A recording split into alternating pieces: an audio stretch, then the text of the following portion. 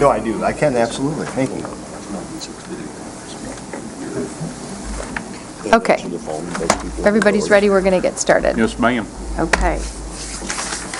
All right, we'll call to order the Grand Traverse County Board of Commissioners regular meeting for March 21st, 2018. If we could rise, and Nate Alger will lead us in the pledge. Pledge allegiance to the flag of the United States of America and to the republic for which it stands, one nation, under God, indivisible, with liberty and justice for all. Okay, roll call, please, Bonnie. Wheelock? Yes, ma'am. Mayor? Here. Lathrop? Yes. Johnson? Here. Gorfulet? Here. Klaus? Here. Crawford? Here. So we have approval of the minutes of March 7th, 2018. Madam Chairman, I would move to approve the minutes as provided. Support.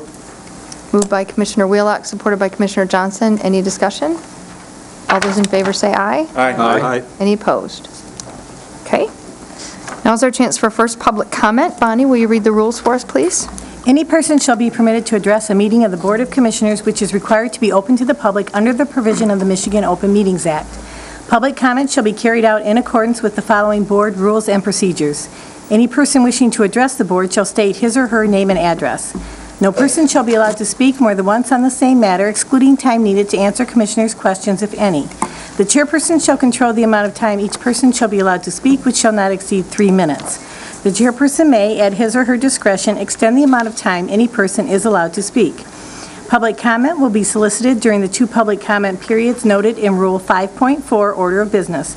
However, public comment will generally be received at any time during the meeting regarding a specific topic currently under discussion by the board. Members of the public wishing to comment should raise their hand or pass a note to the clerk in order to be recognized, and shall not address the board until called upon by the chairperson. Please be respectful and refrain from personal or political attacks. Okay, go ahead. Mr. Cooney? Hi, Bob Cooney, prosecuting attorney and also chair of the Grand Traverse County Substance Free Coalition. And I'm here tonight because of your agenda item to conduct an epidemiology study by the Public Health Alliance, which our health department is a member of that alliance. It's the 20 counties in the northern part of the Lower Peninsula. And our health director, Wendy Hirschenberger, is the chair of that organization. And they have agreed to do a epidemiology study for the Grand Traverse County Substance Free Task Force. And that's a $24,000 study that will collect hospital, law enforcement, school, and other data that tells us, it gives us a barometer of what the substance use disorder issues are in our community specifically. It's very important that you support this because we are missing out on a lot of grant money that is available to address substance use disorders in our community because we do not have a good barometer of what those issues are. Most grant applications require that we have this type of epidemiology study done in order to apply for public funding. For example, our coalition would like to apply for a drug-free communities grant through the federal government. That's a $600,000 grant over 5 years.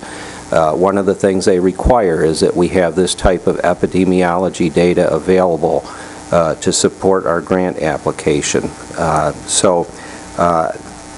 There is no bigger public health issue at this time than the opioid and prescription drug crisis that's going on. We have at least 31 persons who have died of overdose deaths in the past 3 years, according to our Sheriff's Office statistics. So for those reasons, I'm asking you to please support this epidemiology study to be conducted by the Public Health Alliance.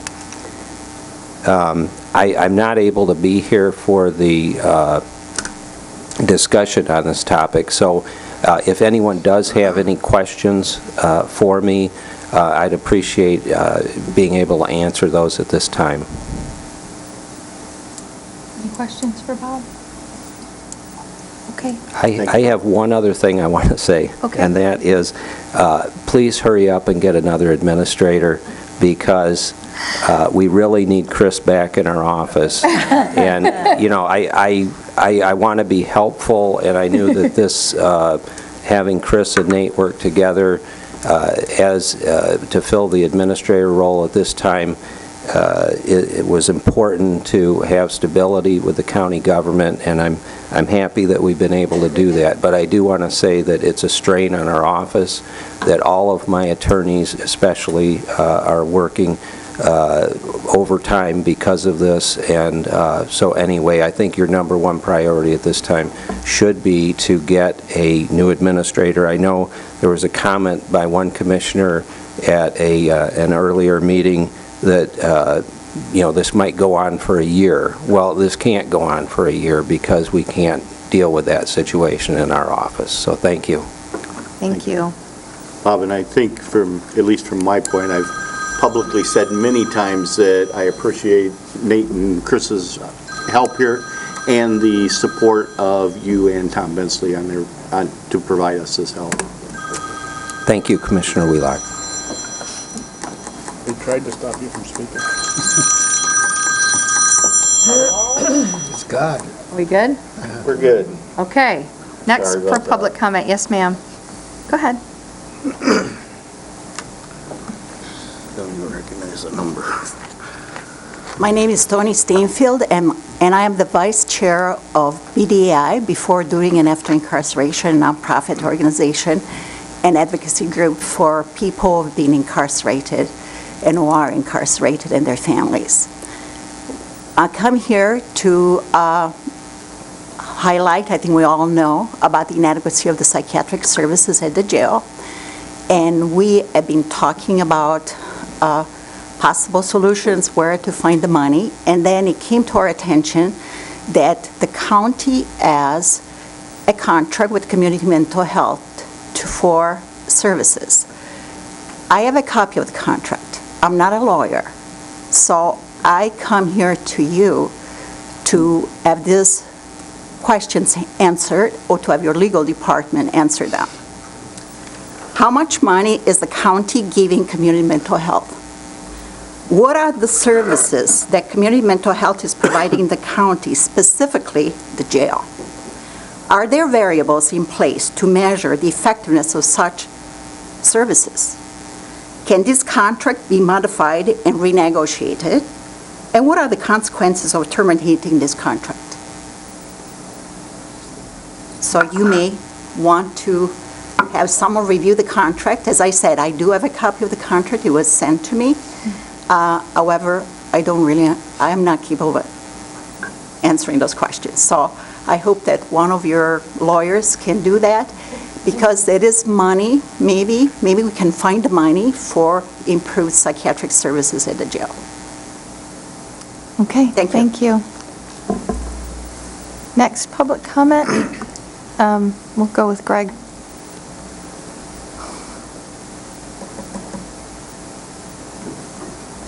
Thank you, and good evening, everybody. Former State Representative Greg McMaster.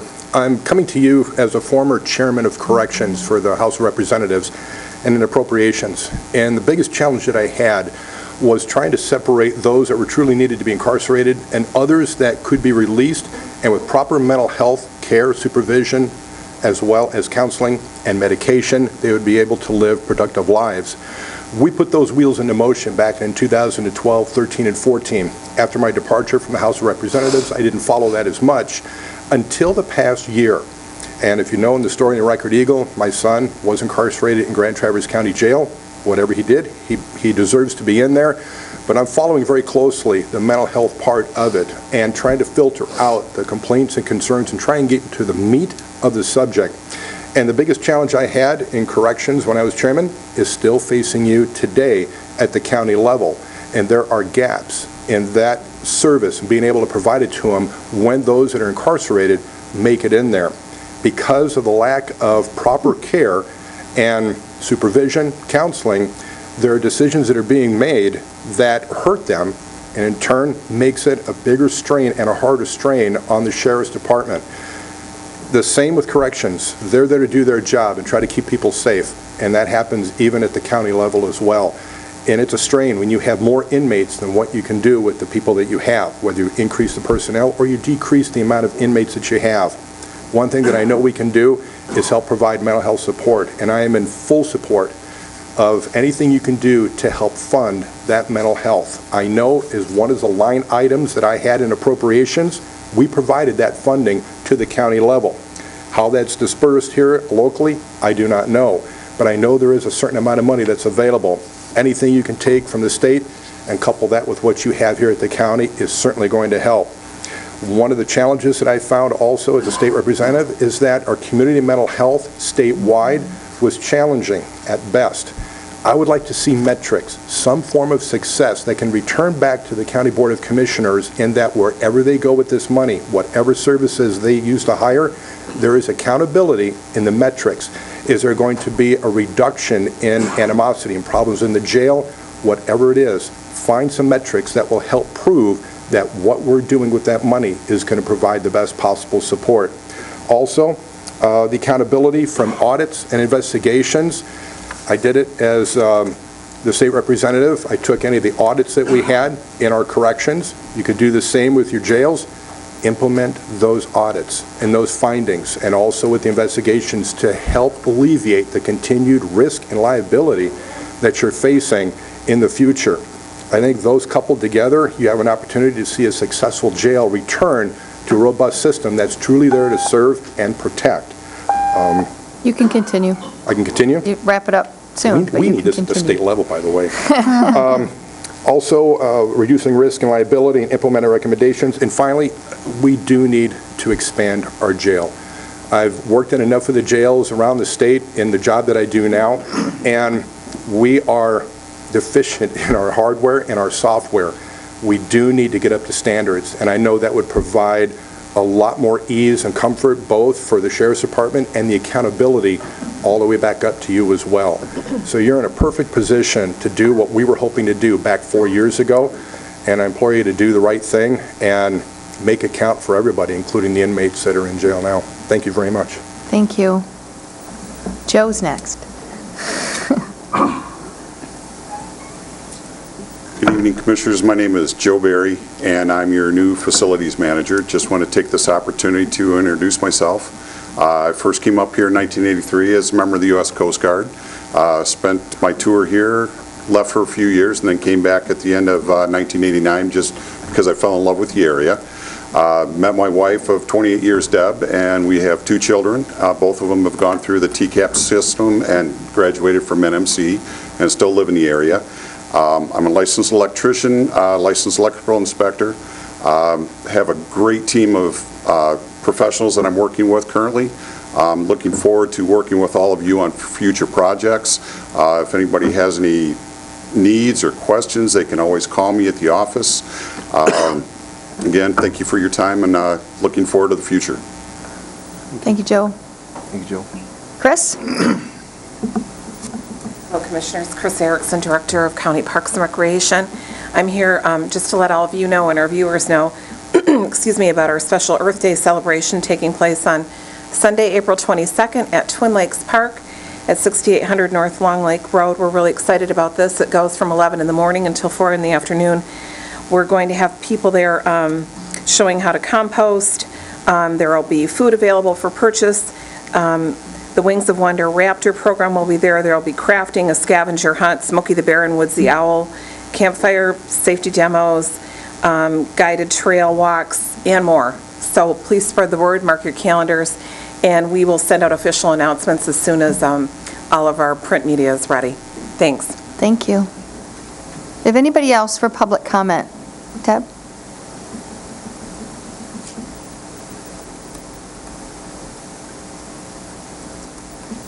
Hi, my name is Deb Zaraff. I am from Williamsburg, Michigan, and I am speaking to you as a private citizen and a longtime Grand Traverse County taxpayer.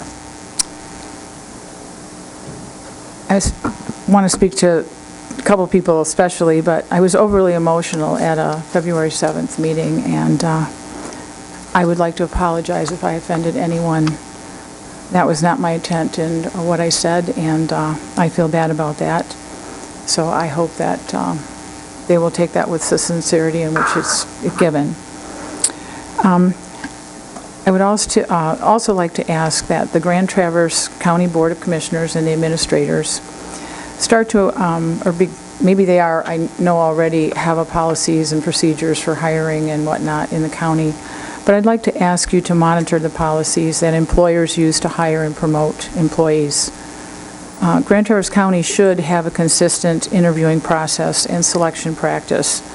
I ask that you look into using trained HR professionals to be present during interviews and give interviewees a choice to have it recorded or not. I also ask that you use HR professionals who are trained and can train and guide hiring managers and other company interviewers in fair hiring practices. I would like to see Grand Traverse County also allow employers who have successfully completed a formal training program be permitted to interview candidates. Grand Traverse County should insist that those who conduct job interviews do so with fairness so that every candidate gets a fair shake and that any type of vindictive or retaliatory measures have no place in employment placement. Prior to becoming the sole animal control officer in October of 2016, I spent my entire life working with and advocating for animals. As a Grand Traverse County Animal Control Officer, I began a relentless pursuit to revive and make the Grand Traverse County Animal Control the best, most efficient, and effective program. Most of the ideas I have wanted to implement have had to stay dormant while under the current department. It has been well known that during the last year and a half that I wanted to manage or supervise the department to make it more efficient and effective for this community, this growing community, and the animals. But last week, everything changed. Another employee supervisor was hired and given the position. And I personally just want to say I was rather shocked to see how that employment procedure occurred. So, if Grand Traverse County wants qualified, hardworking, loyal, trustworthy employees, let's just demand fair and ethical hiring practices. Hiring on the basis of friendship or favoritism should not be tolerated. Thank you. Thank you. Anybody else for public comment? Okay.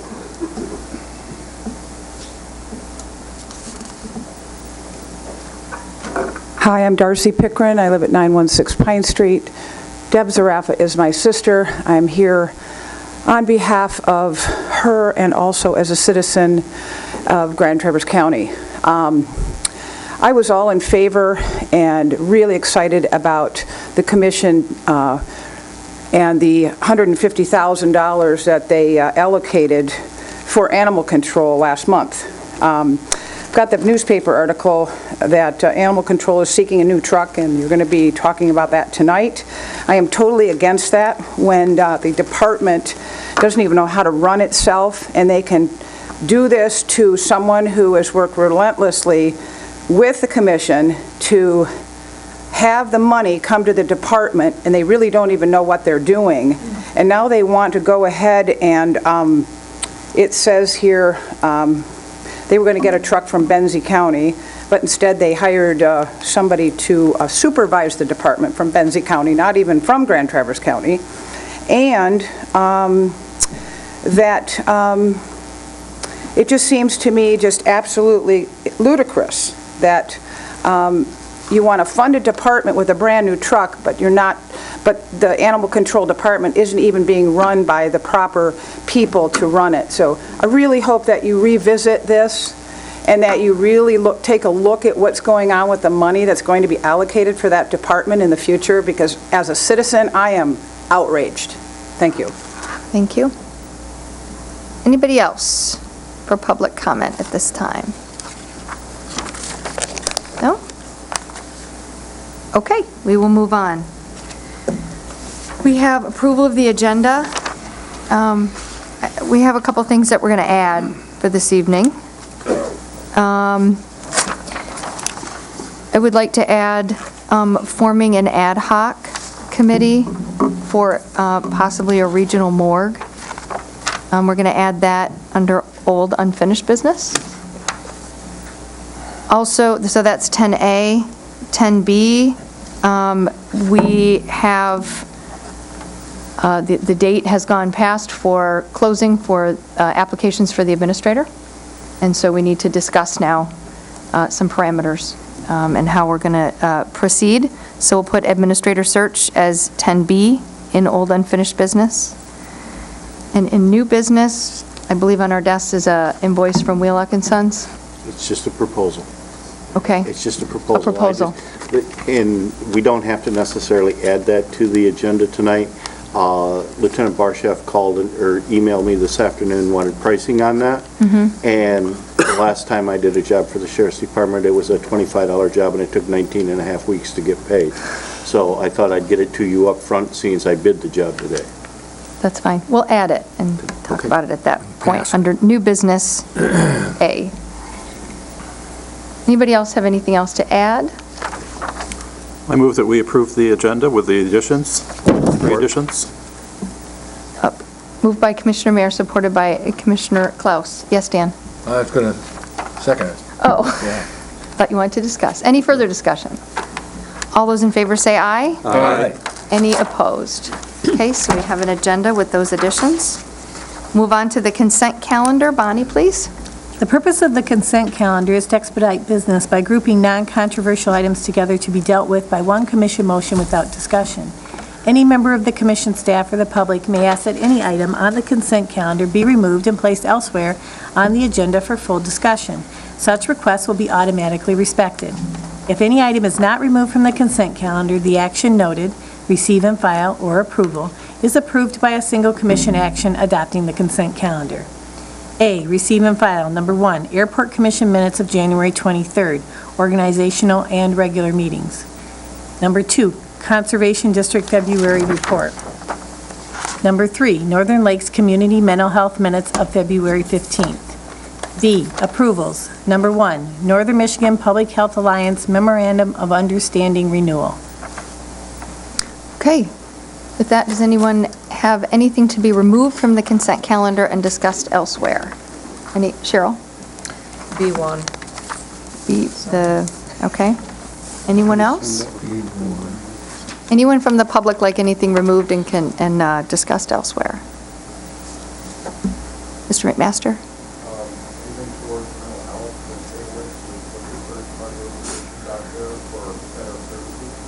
Well, mental health that's actually not part of the consent calendar, that's just their minutes. So we'll talk about that when we talk about the jail a little bit later. Anybody else? We have a motion? Madam Chairman, I would move to approve the consent calendar with the exception of item B1. I'll second it. Moved by Commissioner Whitlock, supported by Commissioner Lathrop. Any further discussion? All those in favor say aye. Aye. Any opposed? Okay, thank you. So we'll move on to special orders of business. We have the Boardman, a River Reborn update. Mr. Detouri?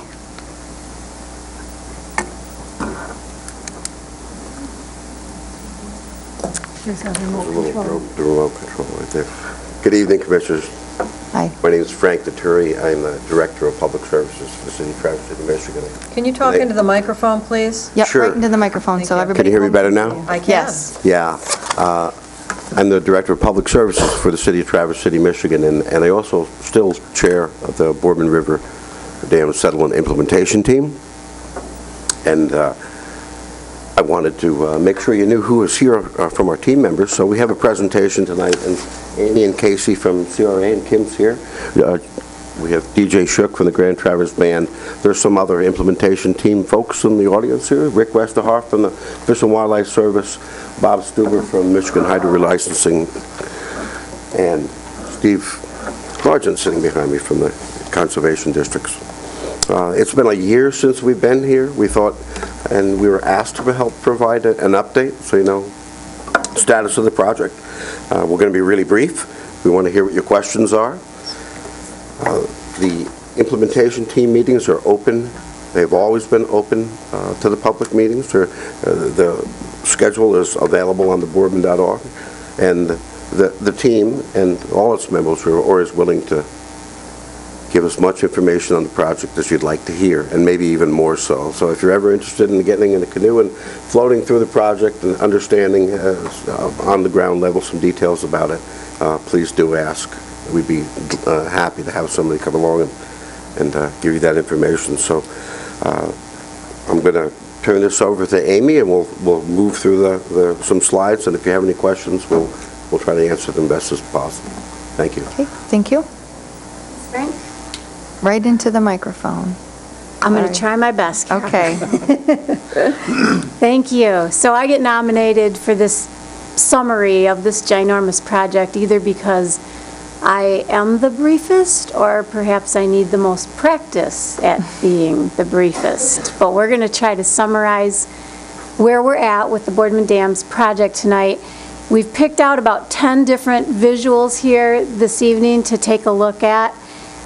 This is a hard job in itself to pick out, which ones we want to show you in a 10-minute update. But I'm going to say right off the bat that at the end of the slide presentation and on the handouts that you have that show the history and the milestones, the project website has a lot of material that people should go to. And if you have constituents that are interested in the project and you want to share, please go there. In particular, my colleague Kim Balke has put just recently a very, very nice long set of photos that are all labeled as to what they are, showing different parts of the project. It's a really perfect place to steer people if they'd like to get kind of an overall update on the project. So consider this a brief commercial and hit the website or send people there if they'd like to have a little bit more detail. We're going to go through the project briefly, dam by dam tonight.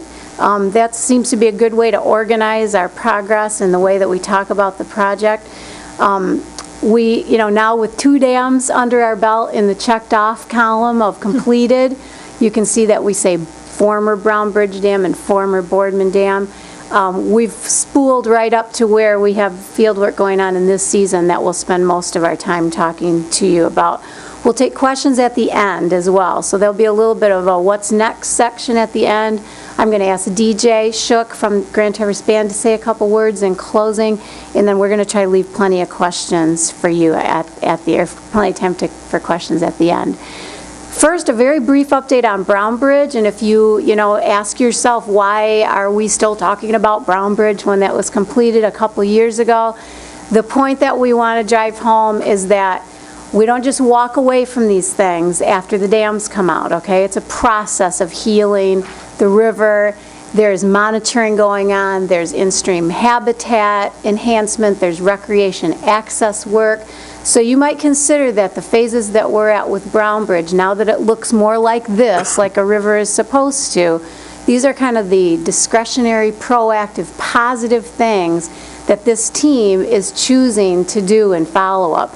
Perhaps not an official action item for the implementation team because its charge is primarily to remove the dams, but I wanted you to know that the implementation team members are proactively raising money, bringing volunteers out to do stuff in follow-up to each of these dam removals. So lots of things going on at Brown Bridge. The monitoring suggests that the river is recovering or responding just the way we expected. No big surprises there. So we'll move right on downstream then to the next dam or former dam. This one, I'm going to show you a series of slides, and many of you, of course, have seen this in person, but there's been a remarkable transformation. And this is such good news. A year ago, I reported to you folks, we were in the middle of this or just about looking at it. It is clearly the largest piece of the puzzle of the dam removal. And it's really important to know that we got through this part, kind of a best case dam removal process. The dewatering went smoothly. There was incident-free construction. We owe a giant thank you to both the Grand Traverse Band, and the Army Corps of Engineers, who brought EPA funding and all of the talents of the Army Corps to the table. The Grand Traverse Band stepped up and entered a memorandum of understanding so that the $8 million that EPA provided could be augmented with, it's about $500,000 at this point of other funding coming through CRA as your project manager and through the tribe to get this done. So what you're looking at here, of course, is in the middle of the dewatering process. I'm going to back up a step here, just to make sure that everybody realizes over on the left-hand side, the water that you can see down in the middle of the bottom of the slide is, of course, the old channel, no longer river flowing there. Over on the right side, that's the new or historic river channel running under the new Castro Bridge. So this was a big deal. It was really interesting to watch the dewatering process unfold with siphons and lots of earth moving.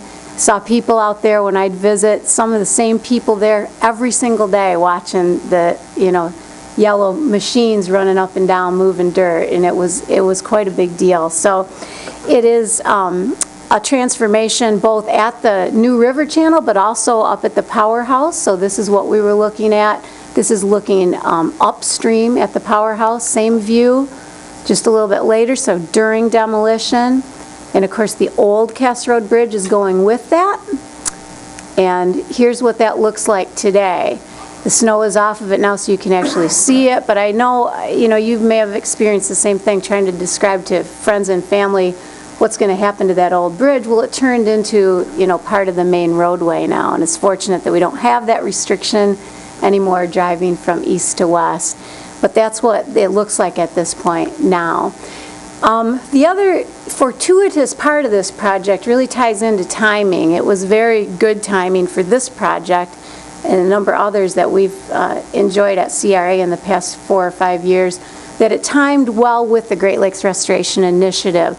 That funding started in 2009, and it was really a landmark effort on the part of the federal government to invest in the Great Lakes. We hadn't seen anything like that before or since, and the timing of this project was very well timed to take advantage of that. That's why, we've had attention and celebrations with Senator Stabenow. It's why we can get many different federal agencies, notably the Fish and Wildlife Service. Rick Westerhoff is here with us today. They've dumped tens of millions of dollars into this project, and the GLRI, impetus was a big part of why those numbers were so big and how we were able to come over the hump of cost there. So here is the today picture of what we are looking at where the old Boardman Dam was. You're looking downstream under the new bridge. And of course the dam per se, the berm, was in the foreground, is removed now. And we put these pictures up just to let you know that, so this is up midway into the impoundment, so a little bit farther south, that this is not done. And when we get to next steps, we're going to talk about what we're doing to finish up Boardman. It's kind of a 1.5-year effort. And I want you to be prepared for questions from your constituents. This spring, as people get back outside, they're going to be looking at a picture that looks like this and asking about, when is it going to green up and what are we going to do in the last phases of this project. So it'd be good for you to know where we stand with that. The contractor will return as soon as frost laws allow, so probably sometime in April. The Army Corps contractor, Michaels, you've seen their trucks and their trailers. They're a contractor from Wisconsin. They will be back on site. And, you're going to see a time period elapse where some of these exposed soils need some time to green up. There's no roots taking shape yet because they just finished this earth moving in December of last year. You see a lot of your partners here, including the Grand Traverse Conservation District, the tribe, the state, the Nature Education Reserve, all very invested in wrapping this up properly and taking off into the next steps. So with that, we'll move down and talk about what is left in front of us, which is Sabin Dam, just a tad bit downstream from Boardman, and that's a 2018 project. It's moving forward in parallel. It also is an Army Corps-led project, like the Boardman was. It's being done under a similar but distinct mechanism. It's a different program of the Army Corps that's involved here. We have a really big thank you again on this project to the Grand Traverse Band.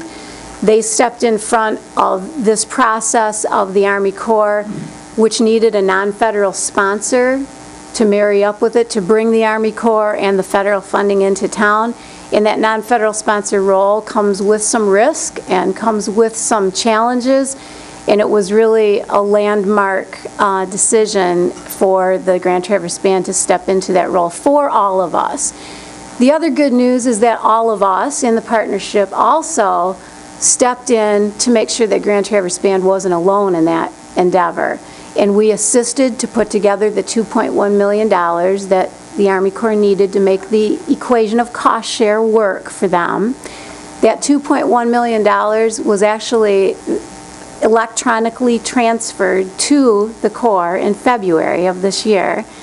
The Corps requires those funds to be on hand in front of the construction project. Meanwhile, the rest of us, including the city and the county through the Brownfields agreement, have come up with funds to reimburse or help contribute back to the tribe to make up those funds as they're spent. So everybody's in this. Rotary Charities too, if you see those folks out and about, please do extend our collective thanks to them. Rotary led a really interesting kind of final push on our behalf to bring the private philanthropy community into this project. And groups like the Fry Foundation, the Brookby Foundation, Great Lakes Fishery Trust, Michigan DNR, all stepped in with private dollars to help meet this non-federal cost share requirement. The last piece of the puzzle was a $70,000 piece from Rotary Charities themselves, but way more than the funding, that organization really helped convene those other private funders. So if you get a chance, please help us say thank you to all of those folks.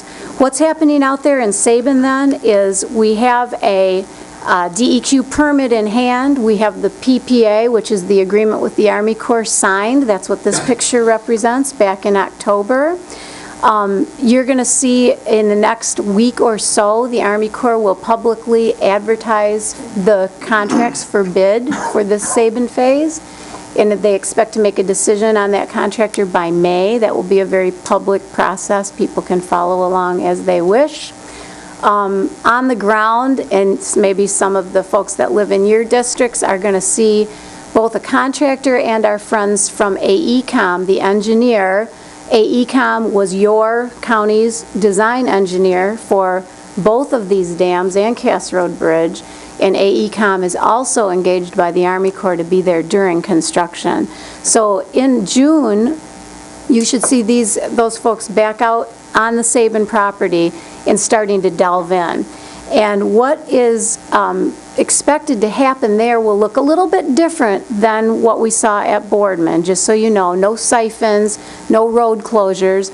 There will be river closures. So we will see people out there monitoring from stem to stern, and especially in the vicinity of Boardman and Sabin, and downstream from Sabin. And we'll also, in the category of what's next, see people starting to talk about, this is a shot of Union Street Dam, and I know that on your April 4th agenda, you'll be hearing from the Great Lakes Fishery Commission, who's leading that effort. So there'll be a good chance to ask questions about that. That's a really important step in the project because it connects the now opened up river back to Grand Traverse Bay. And a lot of the funding that came to help us take care of these dams was really most concerned to ultimately reconnect those ecological systems. So that fish pass is going to be a very important part of the, end point of the project. You are going to see increased movement of sand and wood and materials as these dams start opening up again. This is an intentional part of the project. The monitoring that we're doing is designed to measure the health of the river. We've got people here to answer questions in detail about that if you'd like to hear more about that. The other bullet point under what's next is there's quite a lot of work underway, and I think there's some plans in the works very imminently for recreation access development. There's some new footbridges and some new trail sections underway.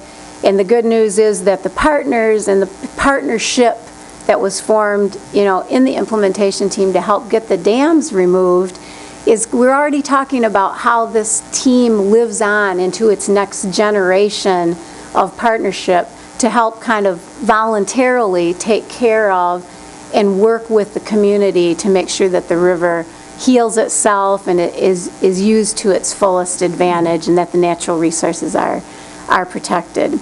So I'm going to close with that and promise that we will be back in the fall with an update for you all unless there's some reason to come back earlier in the middle of the construction season. And I'm going to invite DJ Shook up for just a second to make a couple of comments about the monitoring that's going on in the Grand Traverse Bands role. And then our team here is happy to take questions. Thank you. Thank you. Thank you, Amy. Thank you, commissioners. Thanks for your service as well as serving the county residents. Just wanted to give you a little brief perspective from my role as an employee of the Grand Traverse Band and how my perspective is in working on these types of projects. So I'm very fortunate in my career. I get to work for the purposes of removing impediments or impairments in the watersheds that are both hurt the resource and also are contrary to the rights of the tribes that were here first. So that were here originally. So I think that I just wanted to emphasize the fact that this project and the county's involvement in that is a partnership effort, and so we're all partnering together to take care of an issue, a long-standing issue that we all inherited, and it's going to be thought of from future generations. They're going to look back and be happy about what we've done, and also it comes back. It has been on the landscape for a long time, and it has impaired the rights of the original people here for a long time. So it's just a little different perspective. It's a great project for the resource, and we have a lot of great folks engaged in making sure it's done right. So I guess I don't want to take up too much of your time. Again, thank you, and if you have any questions, we'll be here to take them. Okay. Anybody? Tom? Any questions? Hello, Frank. Commissioner. I'm a fisherman. I haven't fished on the Boardman River, but I fished in the Manitou Passage. That's the closest to here that I fished. As commissioners, we're starting to get some emails from fishermen, and they're concerned about a potential difference of opinion between the entry of the steelhead and its effect on the brook trout. And you could maybe address that, hopefully before we have our next meeting on this subject on April 4th. I could provide you with the emails too if you like. There's been several, and I've been hearing about it in other ways too. Just directly, people have contacted me. They're essentially they think that the steelhead season is shorter than the brook trout season, and they're concerned about the impact along the shores of the river and many other things. There's a lot of different things that are part of that. So because they're asking these questions and I don't have the answers, I should bring it up, right? I'm also concerned about the experimental fish passage. I maybe just need another primer on that because I'm not completely convinced. And I'm very concerned between the Union Street Dam and the mouth of the river, which isn't necessarily something you're covering, or maybe it is, the direction that the community is going and hardening the banks with concrete and sheet piling. I would prefer that it be left natural, as the state of Michigan has designated the Boardman River as a natural river, along with about 16 other rivers in the state. I don't want to see it change from being a natural river to being a canal at worst. And even downtown some of the concrete walls that are holding the bank back probably need to be looked at by somebody before they collapse, because they're cracked, like behind Murdoch's Fudge and places like that. And it probably deserves its own study to look at what to do to preserve the river, not make it a canal, and make it as natural possible along the banks. Do you have any comment on that? Sure, yeah, I appreciate the concerns, and I think your concerns are echoed within the team and throughout the community. You know, to address your first concern,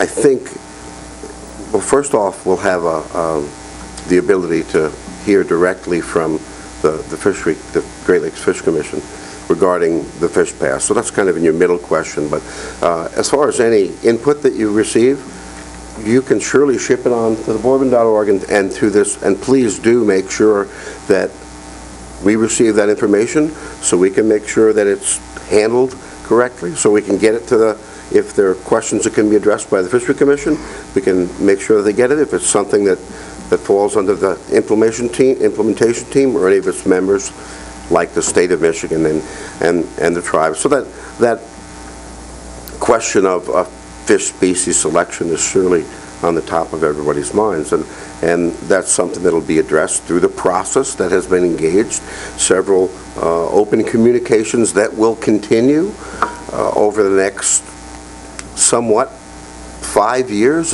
The way we understand the process moving forward now is that since Sabin is slated to be removed in 2018, the species containment, or species will be contained at the Union Street facility by some apparatus essentially blocking the fish ladder, the means that fish will get through there. So, and the Department of Natural Resources, I don't want to exactly speak for them, but what we talked about on the team, it just came up at the last implementation meeting, was that there'll be essentially a 5-year cooling off period to understand, let the river settle in, gather data. That's really what you really need to do, is you need to gather post-removal baseline data so that you can actually explain the changes that may or may not happen afterwards, and then use that data to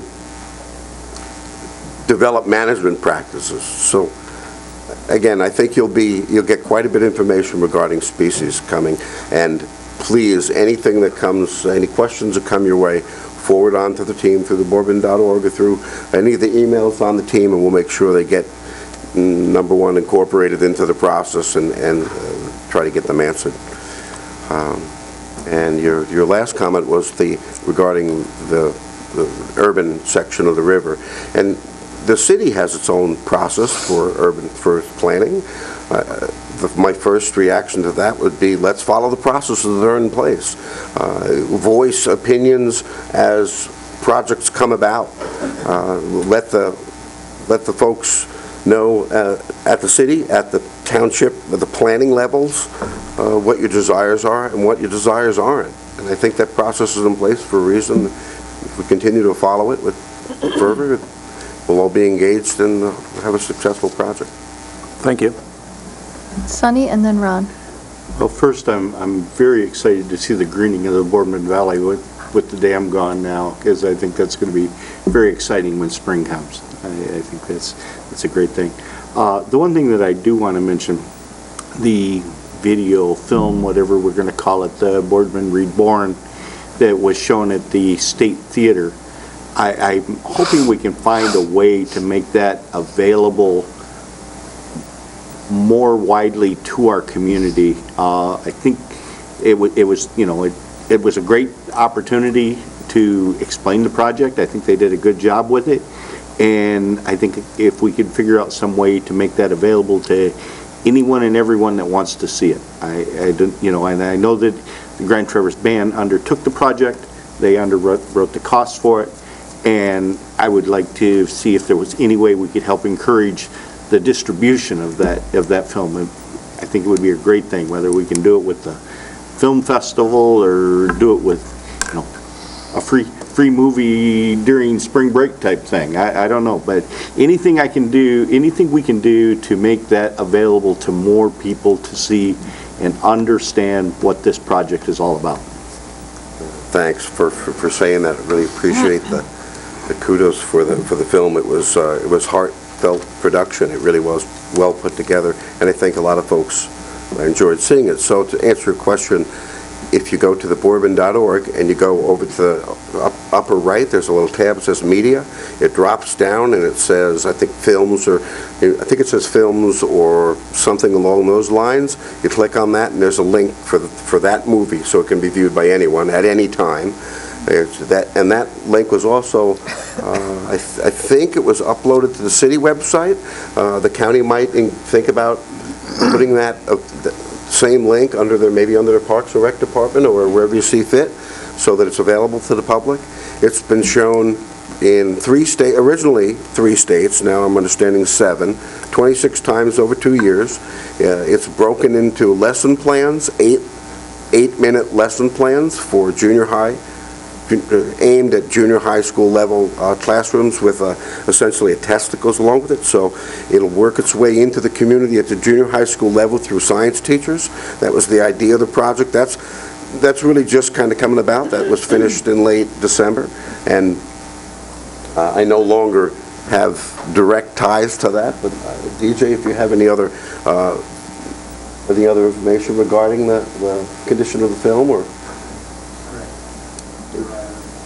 okay, I guess right. So it's there. We can market it any way you like. We can, again, maybe hook it to the county website, or if you need any other specific copies that you'd want to show at an event, we can make sure that you have that ability. You had me until you said test, and then I was gone. Ron? Frank, you knew of Dave Downer. You knew Dave, who's passed last summer. Good friend of mine. He was concerned about the structure upstream from the old Brownbridge Dam that was placed in the river, and logs and stumps or whatever were put up there. He was concerned that was a spawning ground for steelhead. And I know Tom asked the question, but is the intention for this to be a steelhead river or no? The intentions for those, specifically for that large, they call them ELJs, engineered log jam, which is wood placed into the bank and out into the river, so that it forces the river to accelerate its recovery, solely for the benefit of the river. What comes after it? I think if we kind of think of this river project from the river's perspective first, and all the animals that might, and then the human use and all those things that come after it, the care of the river is number one. So to accelerate the river's recovery, it's going to be 50, 60, 80 years before a tree grows large enough to fall into that river. And we think of trees of being obstructions of the river. What they are is river steroids, if you will. As you wind up with logs and root wads and wood in the river from fallen trees, it's habitat for invertebrates, it's habitat for its breakdown of the carbon. It actually forces water underneath it, and you get pools, you get diversity in the bottom of the stream. There are all these things happen around that wood in the river that you might not think about.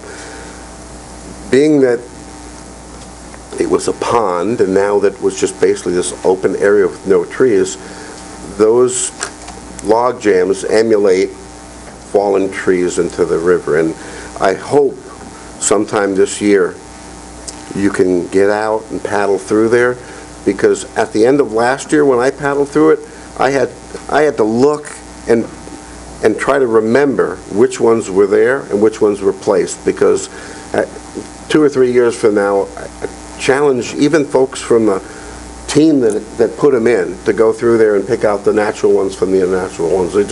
They're not put in with a rigid engineering box head set. They're really put in with emulating how rivers place wood in the river. So, I knew Dave pretty well too. I like Dave. He was very straight. He would tell you exactly what he thought, and I think I understand his concerns. I wish he would have the ability to be here a couple of years from now and see the increase of the, not only all those little critters there, but the fish that come and follow it. I think at some point we'll have some memoriam today about on the river. Thank you. Anybody else? Excuse me. Any questions or comments? No? Anything else? Okay. Public, have anything? Oh, Thanks so much. do you have something else? Public, have anything? Sorry, was there something?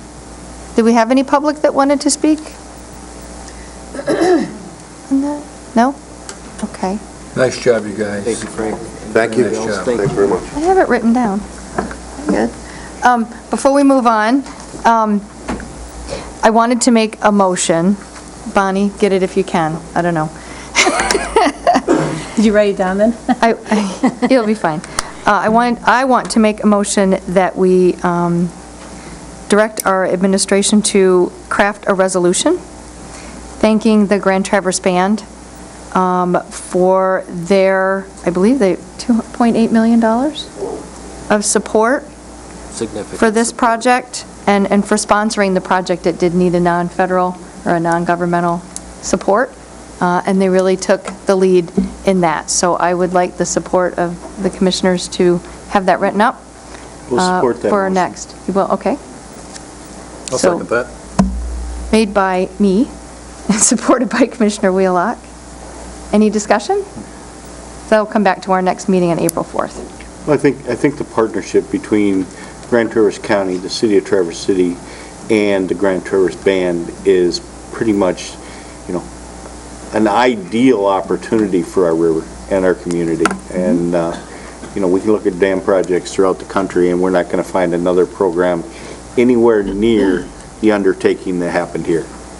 The partnership is absolutely huge, and I think the success rate is going to be equally as huge for the benefit of our community long-term.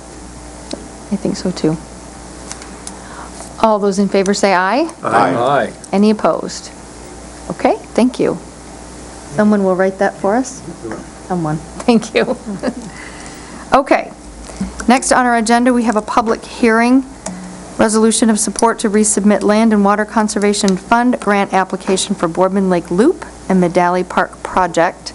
So I will open the public hearing at 6:28.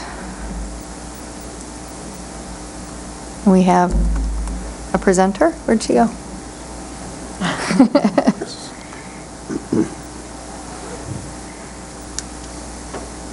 Chris will start us off. Hello, Commissioners. Hi. Again.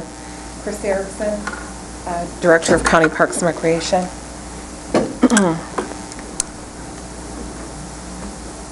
Give me just one moment here.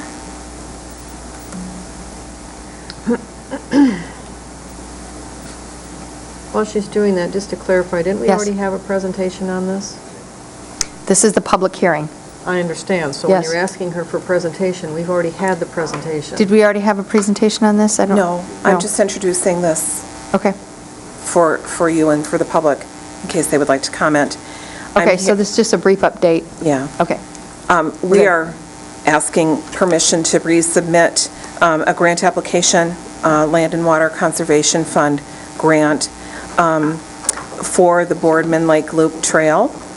And in your packet, you have our action request form and the proposed, the proposed resolution. Jean Dorenzi took care of this last time. In 2017, all of you signed a resolution in favor or permitting us to apply for this grant in 2017. And the DNR came back and said that we would have a better chance. We withdrew because they advised us to resubmit this year once the project had more legs under it, once there was more money committed and things like that, because this predominantly is for the bridge that connects Medalley Park to the west side of the lake. And I can just show you really quickly what that looks like, and then you can let me know what you think. And then I'm also here on behalf of the Natural Education Reserve with Steve Largent, because we would like to also apply for a Michigan Natural Resources Trust Fund grant, for a footbridge at the Natural Education Reserve, which is another county park under the stewardship of Parks and Rec, and I submit all of those grants, so. Okay. Just so you can connect the dots.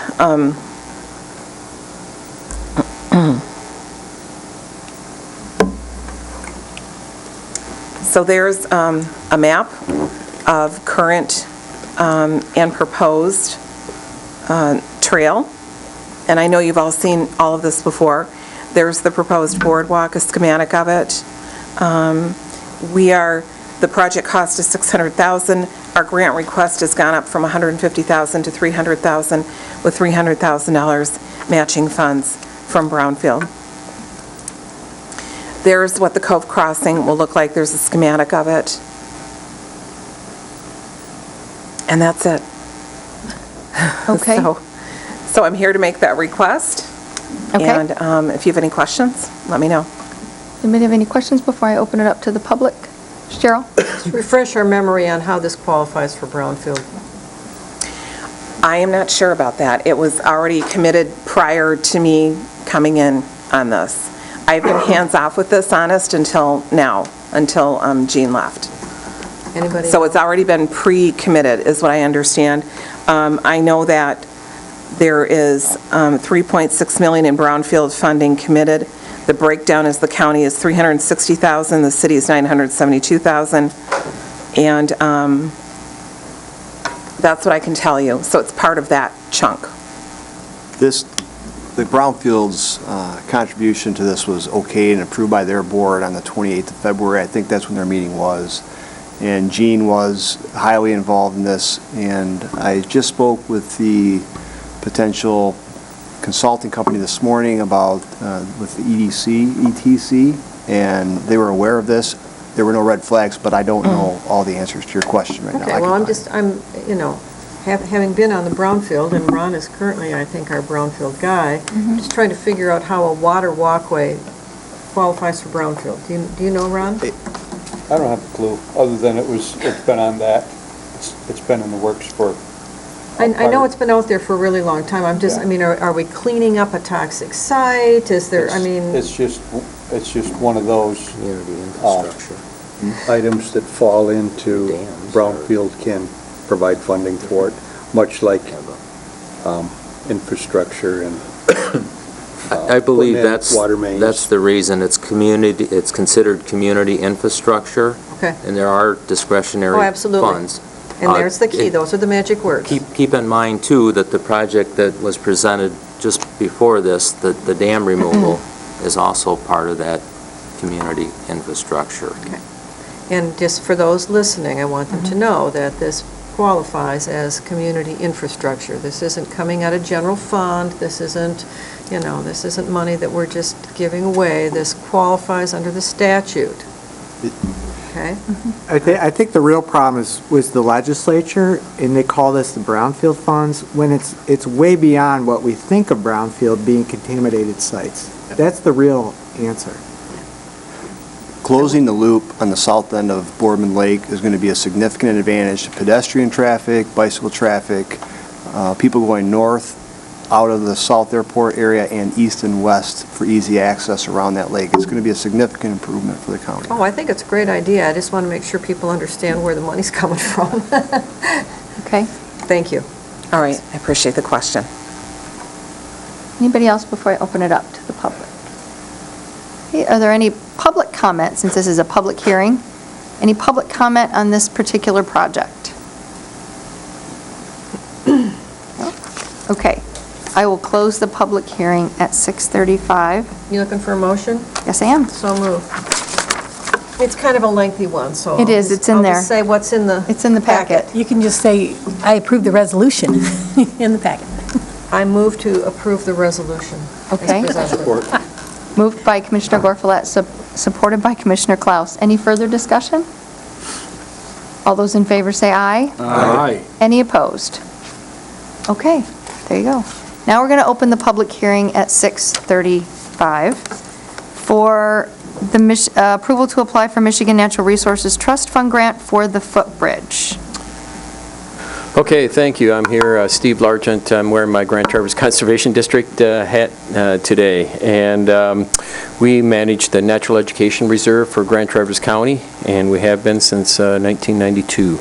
And this is a gem of a park, and now with the dam being removed, just like we did out at Brown Bridge, where we installed a footbridge last year to connect the river, the trails from east to west across north and south at the east end of Brown Bridge. We're going to be installing another one in this fall at Brown Bridge. So what we're doing here is the very same thing that we did out at Brown Bridge as part of the recreation network out there.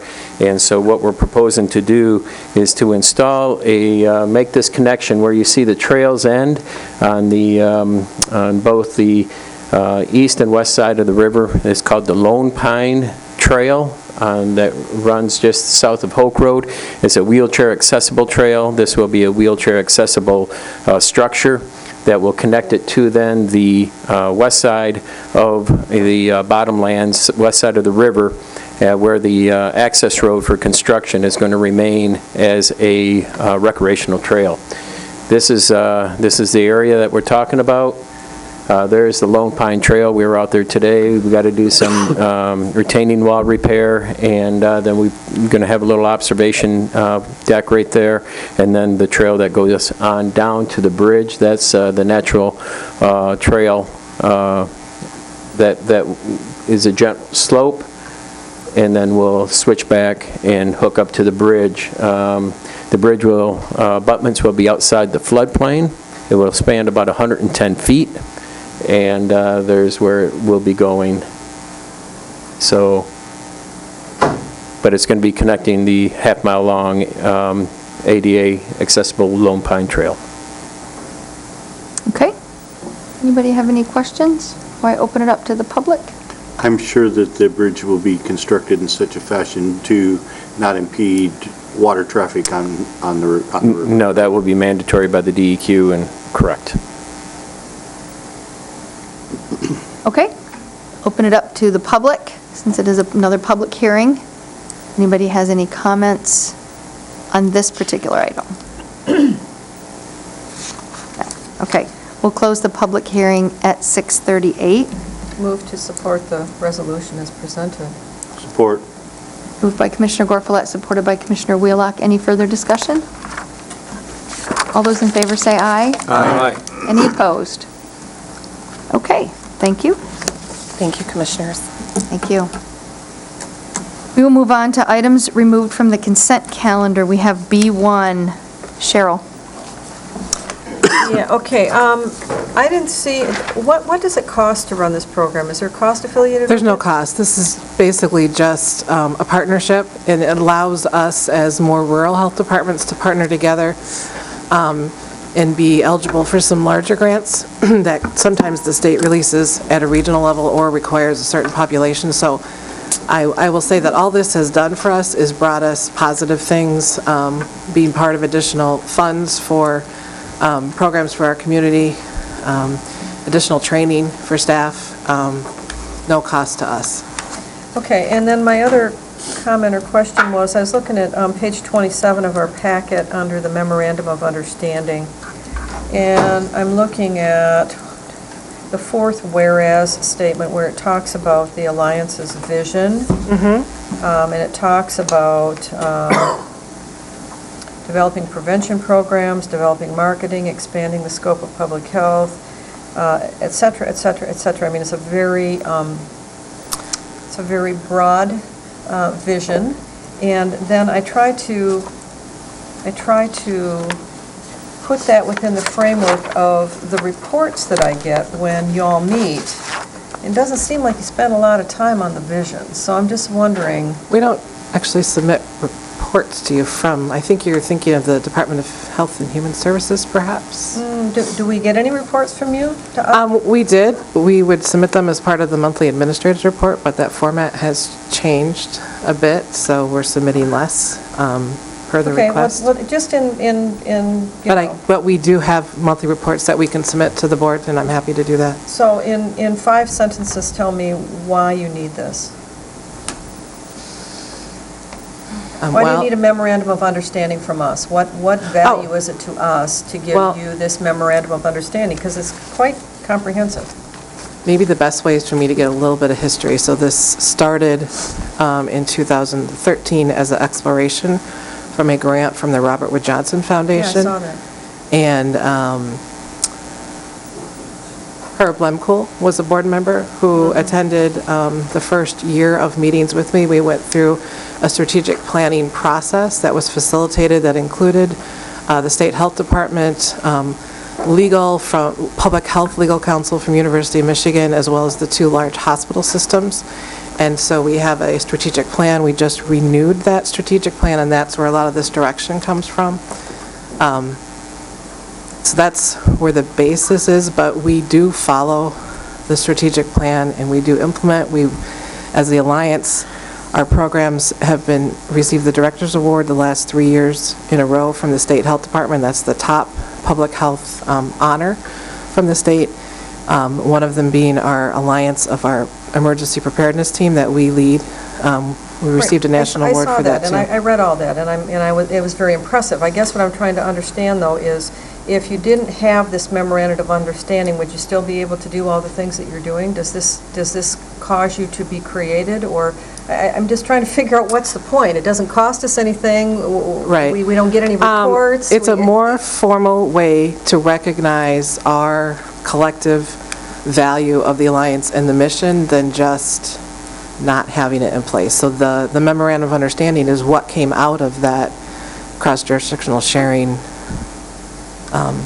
2 years of exploration. It's what our member from our board, who represents Board of Health, and the other Board of Health from the other health departments, and the health officers, that was what we created and what we Okay. established.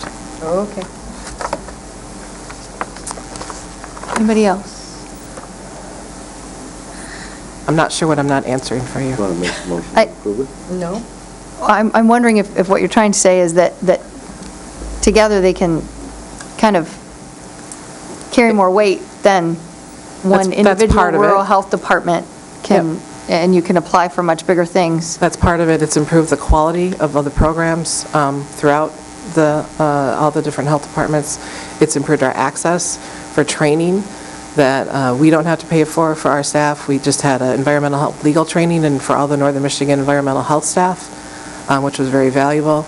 It's for us that are smaller health departments, there's a lot bigger ones in the state. This has really been a good, strong collaboration, and it's brought nothing but positive things for us.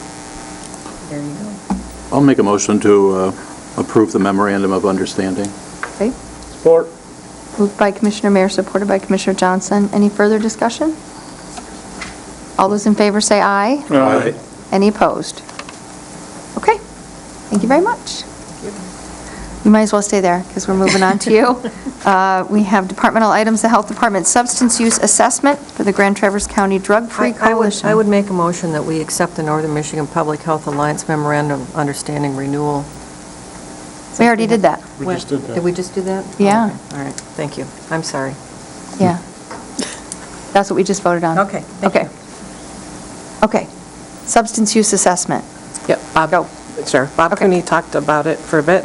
This is an opportunity that we interviewed for with the task force on behalf of the Alliance, but as an experienced epidemiologist and someone who's representing Grand Traverse County. This assessment is very important for our task force in order for them to apply for the Drug-Free Communities Grant. I am part of that task force. Sheriff's Department, there's a whole lot of different members, but this is an important step for them to have a baseline assessment for that, so it's a way to fund it. We were approached. Catholic Human Charities actually has a larger grant from the liquor tax dollars from the Northern Michigan regional entity, and so we are a subcontract, and the Health Department for Grand Traverse County, since this is focused on Grand Traverse, will be the fiduciary for this grant, but I will lead a team from the Alliance who has expertise. Okay. Do we have any questions for Wendy? Sonny? Well, first I would make a motion to move forward with the assessment contract. Get we a have a- second and I'll have discussion. Moved by Commissioner Wheelock, supported by Commissioner Lathrop.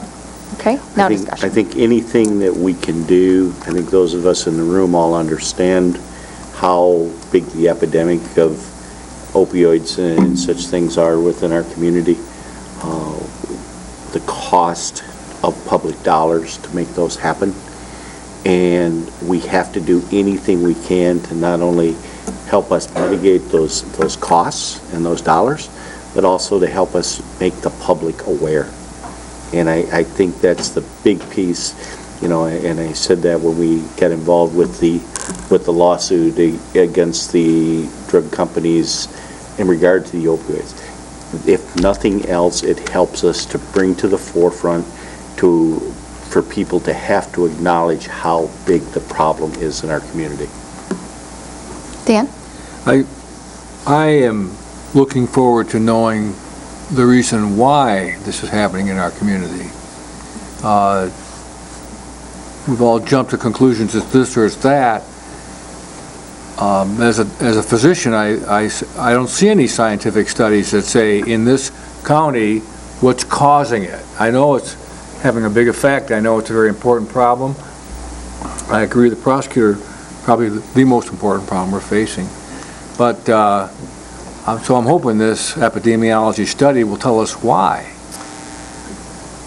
Well, what they've contracted us for is secondary data collection, which is a lot of statistics at the county, state, and federal level, so we'll be able to assess how our numbers are compared to the state and the federal numbers, and then some primary data collection, which will involve like key informant interviews with some of the, and I've listed it in there, and priority setting based on data.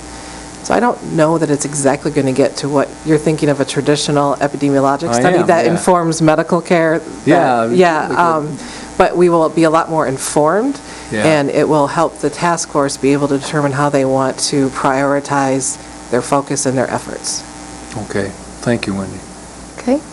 Anybody? This is also what Bob Cooney was recommending when he spoke during public comment. Yes. Just to connect that. And an additional thing that I'm hoping comes out of this for our county specifically, and Ingham County does it now, is to establish sort of like a syndromic surveillance on opioids specifically, that we would then, as a public health department, be pulling data, whether it's monthly or quarterly, from EMS, how much Narcan are they administering, the emergency department, and police, and getting a more sort of real-time, kind of real-time, you can't get it absolute real-time, but as close as we can, so that we can keep a closer eye on it moving forward. Nate, did you have something to say? I did. Last week, No, I spoke on an opioid panel with Prosecutor Cooney and among others, specific to this topic, and there's a lot of questions about, well, what's going on in Grand Traverse County and the surrounding area. There's a lot of information nationally about the opioid epidemic and the causation of that, or at least the beliefs in the causation of that. I think this type of information is going to be invaluable to us to implement strategies to prevent that type of activity in Grand Traverse County. So I think the information it's there. It's very difficult for us to assimilate. It's very difficult for us to digest. I think this will help kind of put it in, encapsulate that information and give it to us so that we can use it. I also wanted to clarify, this is essentially one-time additional revenue for our health department. I'm on the team. It does not mean additional dollars to me personally, just so that's clear. And we will be subcontracting portions of that out to two other team members or health departments as part of this, because our goal is to eventually replicate this in additional counties, but that we build that, we build a standard assessment so we can really find out in Northern Michigan what's going on, but we will build that capacity throughout the team from other counties. Cheryl? So what sort of HIPAA forgiveness are you going to have? Because I think one of the most significant pieces of data that you could gather would be to talk to the pharmacies about what prescriptions are being written and who's getting those prescriptions. Because I think that, I know anecdotally from literally dozens of people that I've talked to in the community that they have told their doctors not to write them prescriptions because they are routinely still being given prescriptions for opioids or for very strong narcotic drugs for very routine dental or health procedures. So I think one of the biggest pieces that we need is who's writing all the prescriptions? Where are they coming from? Because we need to be able to track those people down and say, you know what? Cut it out. Dan? Well, that's already in a big way being at the state level, being addressed. All of us doctors have till June 1st to get our act in order. And the way we write scripts are much more limited than ever before. It has to be informed consent. You have to, before you can write a script, you have to look up the patient and see, there's a maps, called MAPS, and see if the patient's abusing drugs in other places. So I think the possibility for a physician to abuse this is much, much less now because of these new rules. Yeah, and part of the issue is that pain levels was made to be a vital sign years ago. And so there was the belief that if that vital sign, if someone said they were at a level 7 or 8, that now they have to prescribe medicine to put them out of their pain. So some of that is changing as well. I think that's a key piece of the discussion. You know, like for 36 years I worked as an EMT, and all of a sudden here within the last few years, the level of pain has become a vital sign. Right. And the philosophy that people should experience no pain. Well, you know what? Life is pain. Some of the issues that these people are dealing with involve some pain, right. and their level of pain is so subjective. You know, all of the patients that I've dealt with over the years have different pain tolerance levels. So what may be a 2 or 3 to 1 is a 7 or 8 to someone else, and I think that's a big piece of how we've gotten to where we are. You know, and it's not necessarily anyone's fault.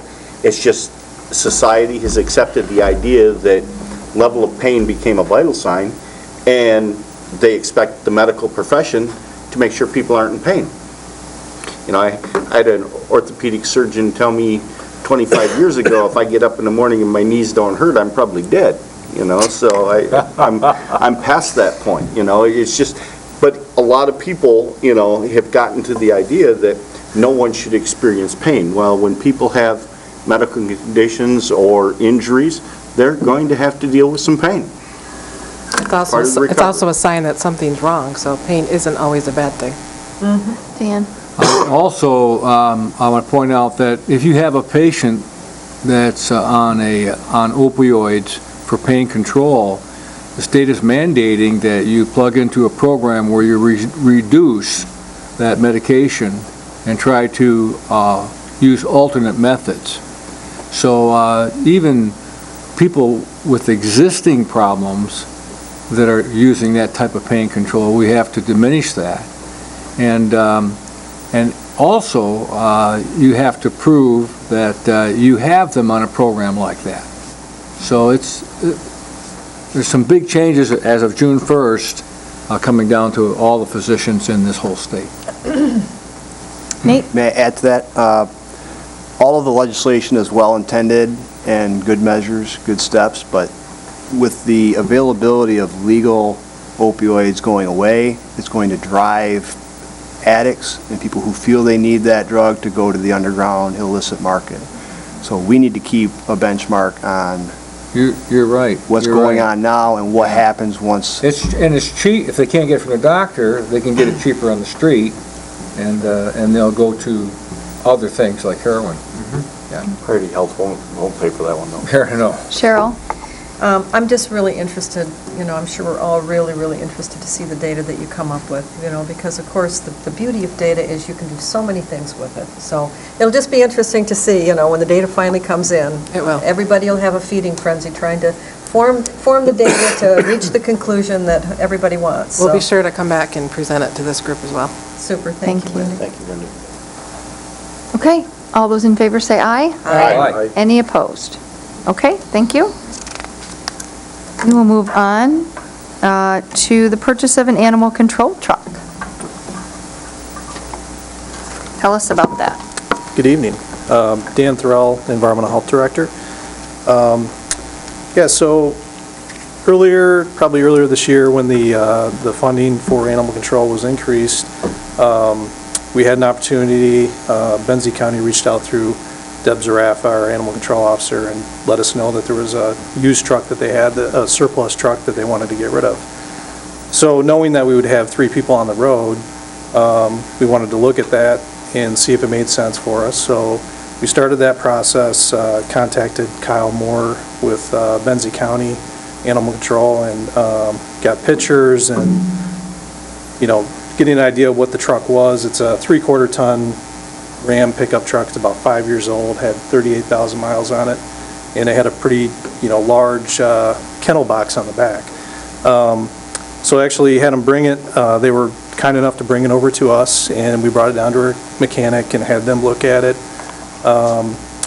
It's in good operational condition, however, like driving it and just seeing it in person, it's a very large vehicle, takes up, a lot of space, probably a little bit more than what we need. And then I started looking into other options, like, okay, what would it cost to buy that vehicle brand new, which was about $18,000 more, and then kind of looking at it from the position of, okay, do we really need that size of the vehicle going forward? So something that would meet the needs of the animal control department. So for about $5,000 more than what they want, which is $25,000, we could get a brand new full-size vehicle with a little bit smaller kennel box, which would have all the warranties and everything. And that is really the recommendation that I have going forward, is to purchase that vehicle. We, as you know, we've got a couple older animal control vehicles that are smaller, 2006s to be exact, and we know that we have to replace those. So this is a good opportunity to do that, to gain another vehicle. We know at some point those ones are going to have to go out of the picture, or will go out of the picture. This is a budget neutral proposal. We have a 2% grant towards a vehicle that we have to use, and that's $3,376. Because we're, a couple months into the year, actually 3 months into the year, the unfilled position gives us some money there, and also some contingency funds in the budget that we actually have a lot more than what we need to use.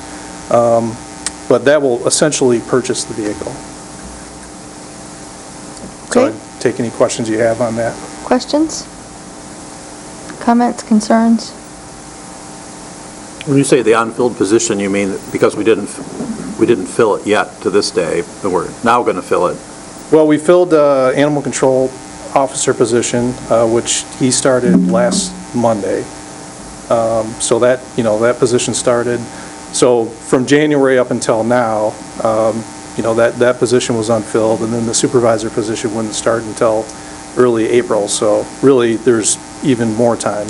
When we set up this budget, we were looking at like 2 months of unfilled positions, I should say. Dan? Yes. When you say, excuse my ignorance, you say contingency fund, what does that really mean? Well, I had to ask the same question, so. Apparently, the contingency fund is, there is normally $25,000 associated with indirect costs, and because there's like a 2-year lag time that's based on, when we did not have a program in 2016, we actually, the money that would normally be for indirect funds, because we didn't have a program then, is much, much lower, or we had a shorter program, I should say.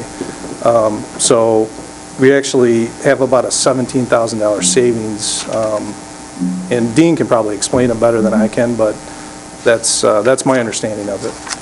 That understanding is correct. We were able to reduce the amount of money that was budgeted initially for indirect costs because of the lower indirect costs from 2016.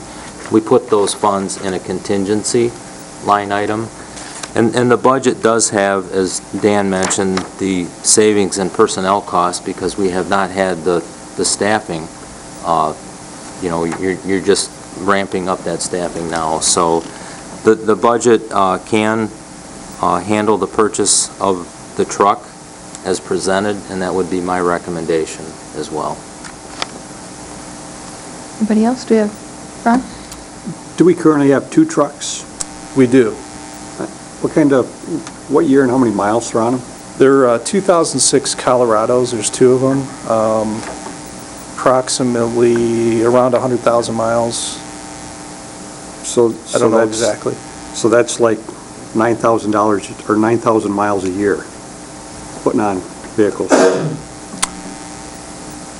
Yeah, I guess, I guess without It just thinking about seems- it, right. Seems to me Probably a to, little bit more, because there was almost a full year of non-use, okay, Right. but you're right. 10,000.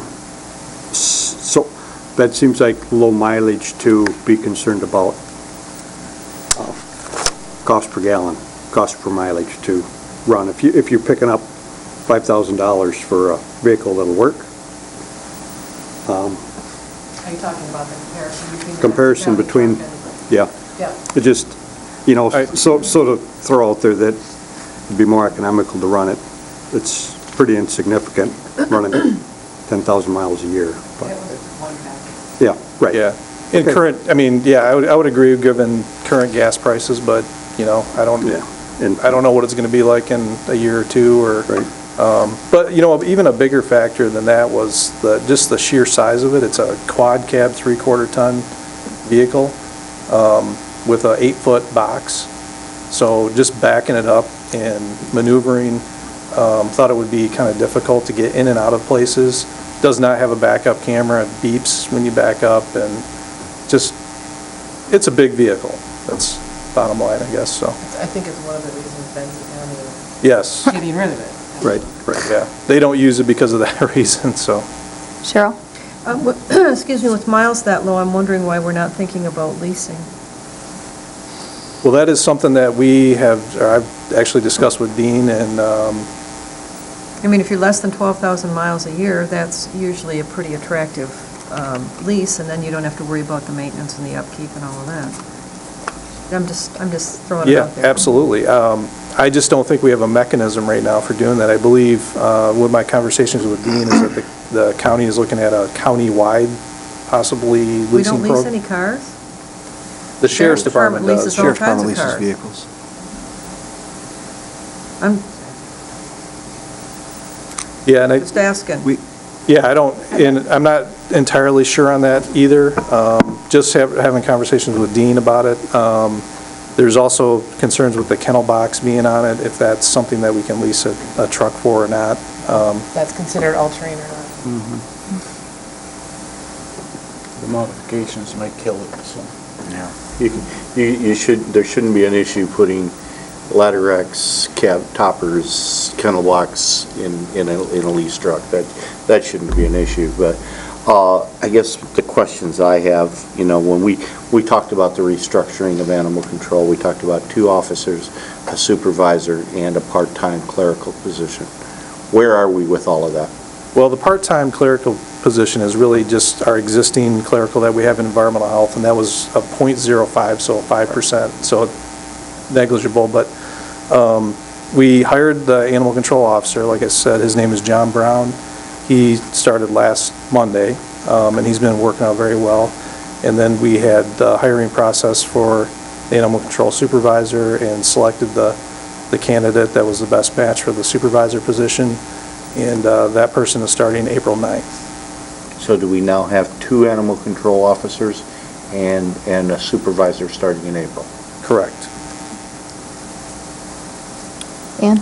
I know that I've ridden in these smaller trucks, one of them, and I know that with a bigger dog, those trucks are really hard to work with.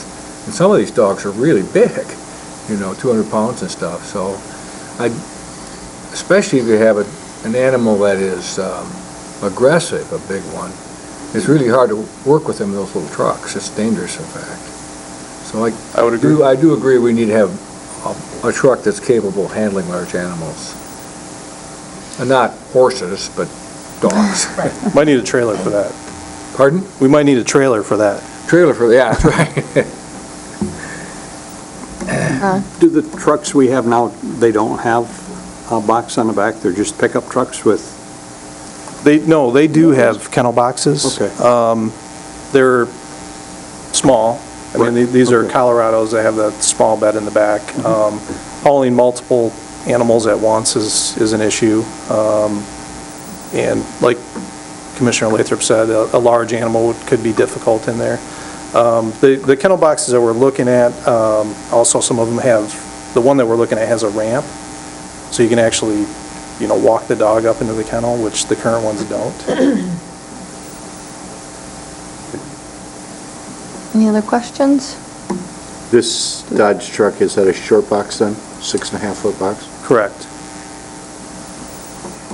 Driving a quad crab pickup I do every day, I can tell you some of the parking spots at the Public Services Building in the Health Department, they're not any fun to park in. And if you put in a long box pickup in there, I had one of those before I had the short box pickup, and they're a challenge sometimes in a lot of these parking lots. I move we allow purchase of the truck of the 2018 Dodge Ram and the Michiana Millwork Custom Aluminum for $30,000. Moved by Commissioner Johnson, supported by Commissioner Lathrop? Yep. Okay. Any further discussion? Can I ask a clarification? Where are you purchasing the truck from? There's a whole bunch of different... Oh, I'm sorry. It's off of the My Deal website, and this is from, Where's the actual Galenas truck Van from? Dyke Dodge, and it's down in Warren, Michigan. What's the name of it? Galenas Van Dyke Dodge, I believe. Okay.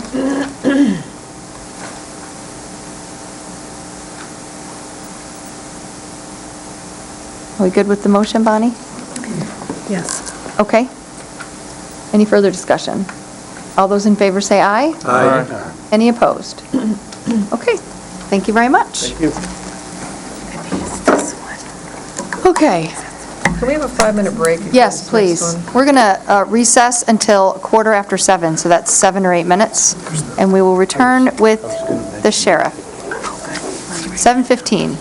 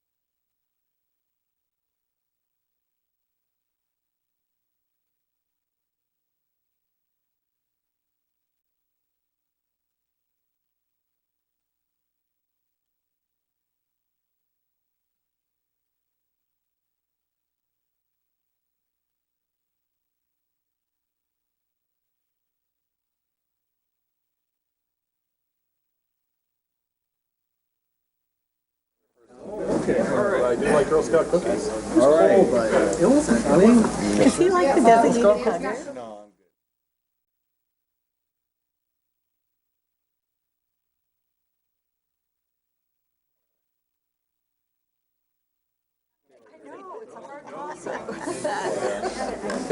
I like Hogan's Heroes, Schultz. I know nothing.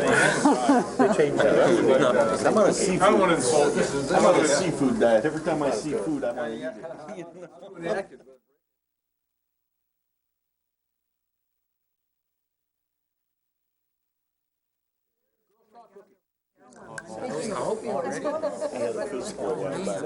I get my report from my physical, and it says that morbid obesity.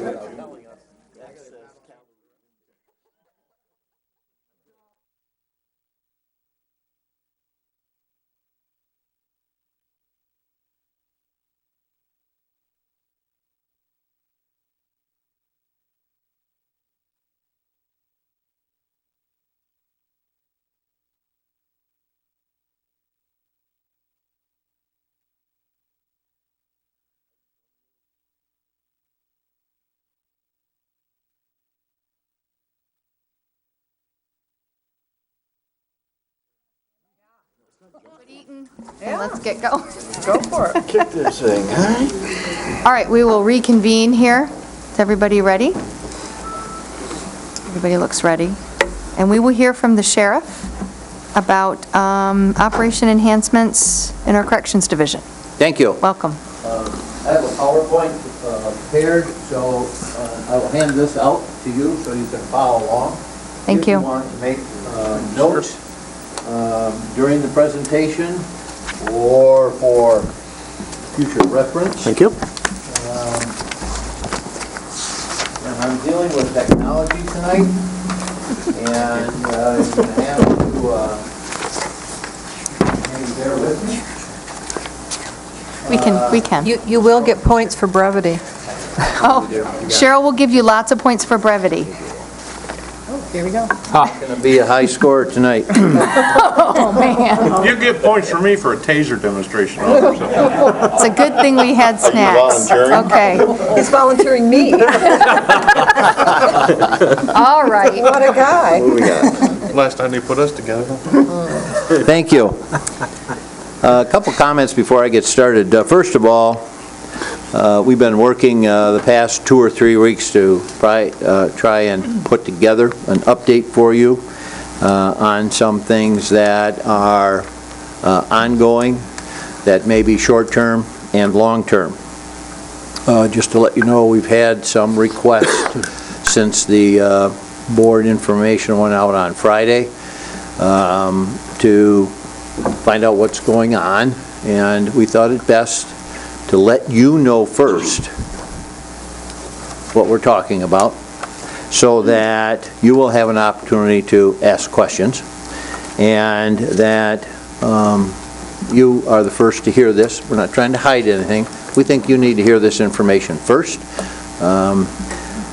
So you can make notes on the presentation. Unfortunately, Captain Ritter ran into some airline delays today, and I told him not to speed to Traverse City from Grand Rapids, so he will not be here. Some of these questions I may defer to Captain Ritter because I want you to hear the correct answers. And finally, because of some recent issues regarding the jail, I may refer your questions to our attorney. So collectively, these items could be classified as ongoing, short-term, and long-term. And I would ask that you jot down your questions and let me answer those at the end. There is a little bit of a flow here. Some of these things interact with each other in the presentation, but not immediately.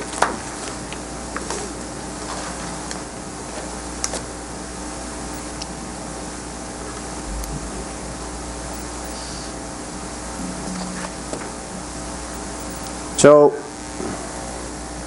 as a little bit of a backdrop, and a foundation going forward with this presentation.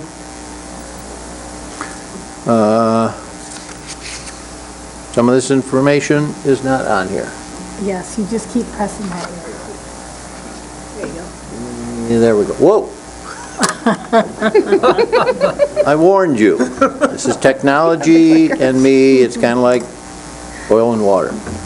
So, first of all, the jail, when it was initially constructed in 1964, it was a linear jail.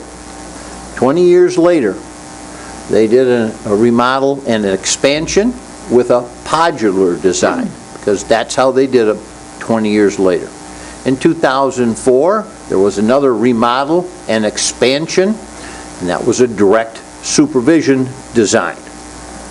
The jail's rated capacity today is 168 inmates or beds. Based on the facility's design, we're often only able to use 162 beds. If you are to operate efficiently, the jail should operate at 85% of its rated capacity, which means 143 inmates. So to run that place efficiently, we should have 143 inmates in there. So we've been boarding out inmates to try and keep that population around 143 so we can operate it efficiently. That keeps the population manageable. When it's overcrowded, that's a problem. It also satisfies classification requirements. We have to move people constantly in the jail. We have to have places for them to go. If it's overcrowded, if there's too many people in there, that's definitely a problem. So we house out inmates. Other agencies want our best inmates. You've heard this before. So what are we left with? We are left with the high-maintenance inmates who require more intensive supervision. We do work closely with the court system and try to release inmates prior to the full completion of their sentences. We have some guidelines we try to follow with the courts. They've been very good. The problem now is getting to be there are very few people who meet our guidelines before we go to the courts and ask the courts to reduce their sentence, depending on what it is. You've heard me say before, we have more felons in jail than misdemeanors. So I looked today, we have 168 inmates on our roster. 22 of them are boarded out. That brings the population down to about 144, if you use the old math. So we are considering, because we do get spikes, population may go down, and we may be in that 140, and now it's up to 160, 165, 171, I think, last week. We don't have a lot of control over that. We can't tell the courts, no, sorry, you can't bring them here. We're not going to tell our officers not to arrest people and bring them to jail for crimes they commit. So that's a real moving target, especially when it comes to budget. How much money do you need next year to board these people? Tell me how many people we're going to have in the jail, and we can come up with a really, really close number. So we're looking at that. Boarding out's costly. We pay $30 a day, typically to Leelanau County, which is a pretty good rate, actually. But our boarding rates, depending on the population, goes up and down. Coupled with this, we've got some staffing shortage. In 2002, the study recommended that we needed, in 2002, that was 16 years ago, we needed an additional 12 corrections officers. However, that was when we also had the work release facility, which we closed a few years ago because there was very few people in there, and it was very staff intensive to do that. So what that did was to take 4 corrections officers and put them in the main jail with, at that time, I think maybe 6 inmates. So we had 4 officers dedicated to taking care of 6 inmates. And that facility was only able to house minimum security inmates, which are less than our minimum security in the jail. We asked the Department of Corrections, what would it take to renovate that, to bring it up to standards where we could house regular minimum security people. And I believe we have talked about this before. The answer was, you don't have enough money. So right now, according to the 2002 study, we are 8 officers short, 8 full-time corrections officers. What I look at is our schedule. We have 34 corrections officers. Are they all working? No. Why? Well, we do have a couple of vacancies, okay? And we're in the process of filling those right now. We have one officer that is in the service. He's on military leave and has been for almost 2.5 years, if I'm not mistaken. We have officers in training. So when you have somebody in training, that's 2 people doing the job of 1.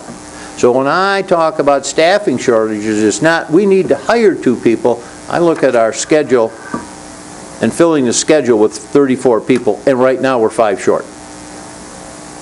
5 and 8 is 13. That's an unlucky number.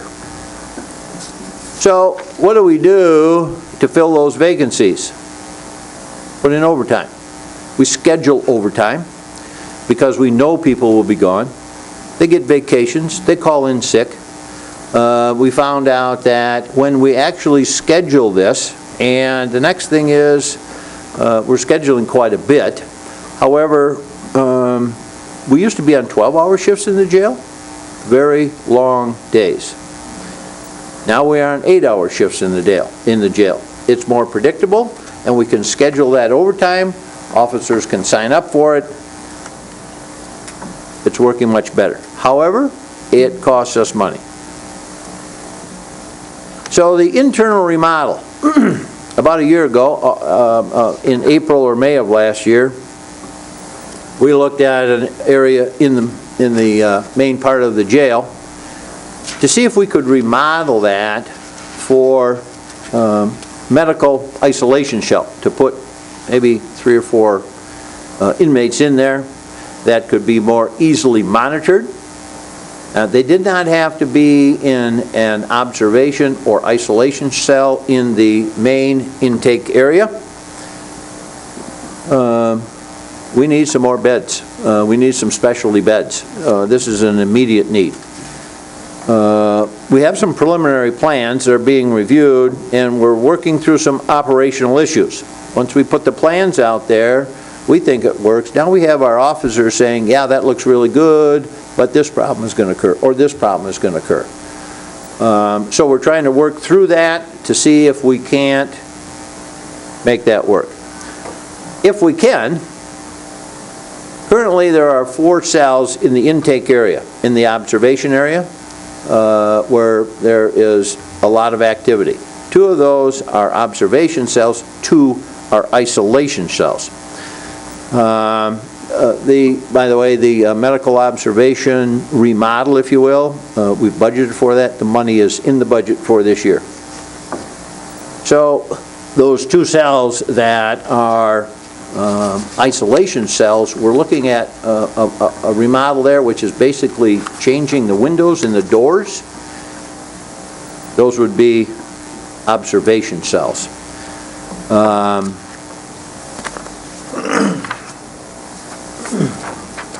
Community mental health treatment in the jail. Community mental health currently provides, and this is Captain Ritter's part of the presentation, so I'll do the best I can. They provide urgent and emergent care to all inmates of the county jail. 2 weeks ago, we had 8 people on suicide watch. If I'm not mistaken, they were in our observation and isolation cells right up front, 2, 2, 2, and 2, total 8. CMH supports registered clients, their consumers, with caseworker visits while they are incarcerated. But there's a gap in the services. Our inmate population, which requires mental health services, of our inmate population that require mental health services, CMH covers 30%. There's the gap. So as from March 1st to March 15th, we had 83 mental health referral requests. And of those, 29 were urgent or emergent and received intervention from community mental health. Of the 54 non-emergent or urgent referrals, 28 are still awaiting some type of care. Correct Care Solutions, our medical provider. We have a contract with them to provide medical care to the inmates. They contract with a psychologist to provide 20 hours a month of mental health services for those inmates who are not registered CMH clients. So we're looking at a proposed contract amendment with Correct Care Solutions. We're going to be asking to amend our current health care contract with Correct Care Solutions to include either a full-time psychiatric nurse practitioner or a clinical therapist. This is to provide the services for the other 70% of our population with mental health issues that CMH will not take care of. You might want to hold on to your seats. A clinical therapist, estimated $80,000 to $100,000 annual cost. Psychiatric nurse practitioner, estimated at $240 a year. Why? $240,000. $240,000. Yeah. Excuse me, what did I say? $240. $240. I was wrong. A little short. Yeah. 3 zeros. Get it. So, why is that? Those are big numbers. Because we're in Traverse City, Michigan. And in talking with Correct Care Solutions, it's hard to find these people in northern Michigan to provide that service in the jail. Those are kind of ballpark. We haven't sat right down with them, but we're going to do that and hopefully very soon bring back a proposal to amend our contract so we have one therapist or a psychiatric nurse practitioners working in the jail 40 hours a week. 40 hours a week. So we're still working with them to finalize those costs.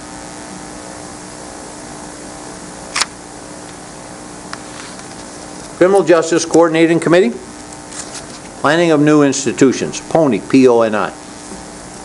So in August of 2014, 3.5 years ago, there was a board resolution to establish a Criminal Justice Coordinating Committee, which followed the recommendations from studies in 2002, 2008, 2014.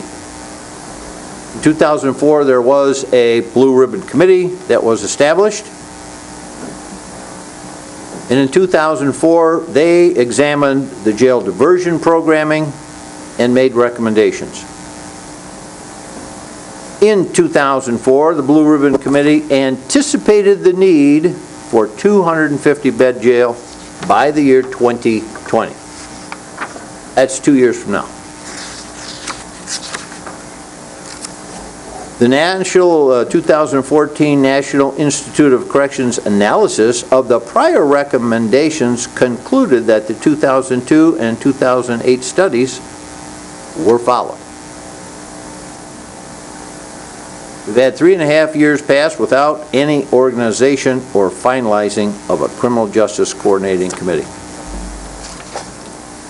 In July of last year, recognized this. Captain Ritter spoke with me and said, we need to get this started, and we moved it, went forward with that. There were some issues that was put on hold, possibly to be incorporated with a jail ad hoc committee. So if you have discussed and are creating a jail ad hoc committee for a new jail study, the Criminal Justice Coordinating Committee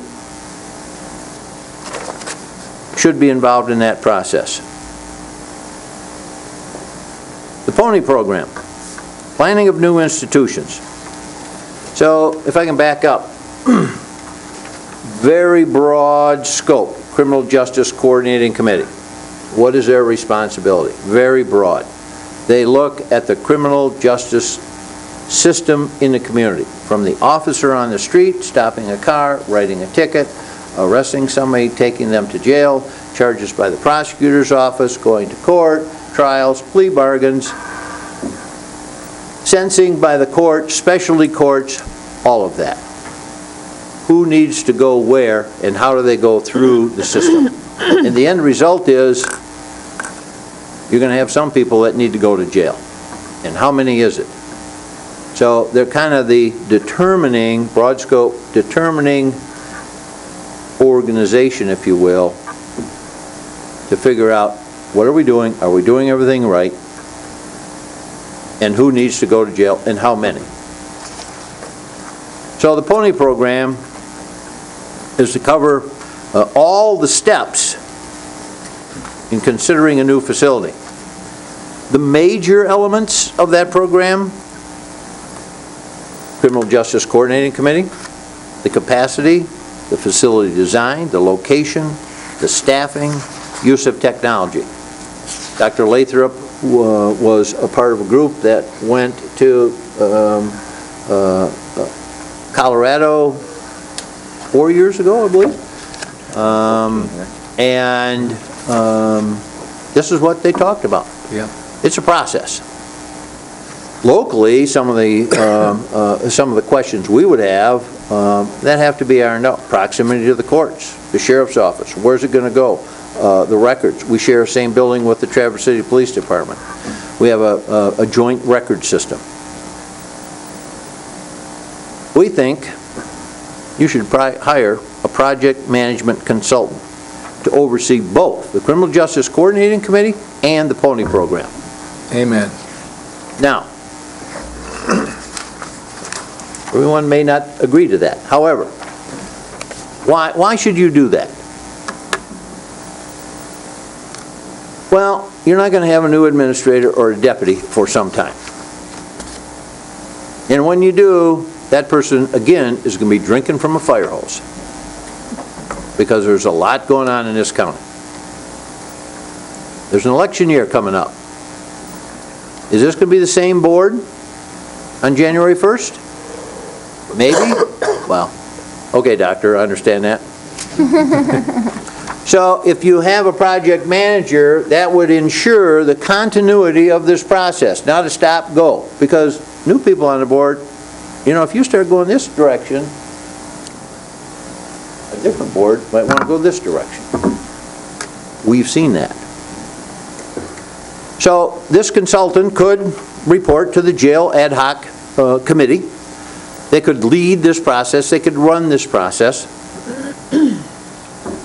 At least initially be a full-time commitment. It would lessen the burden on the county staff, on the board members, save the staff time throughout this project.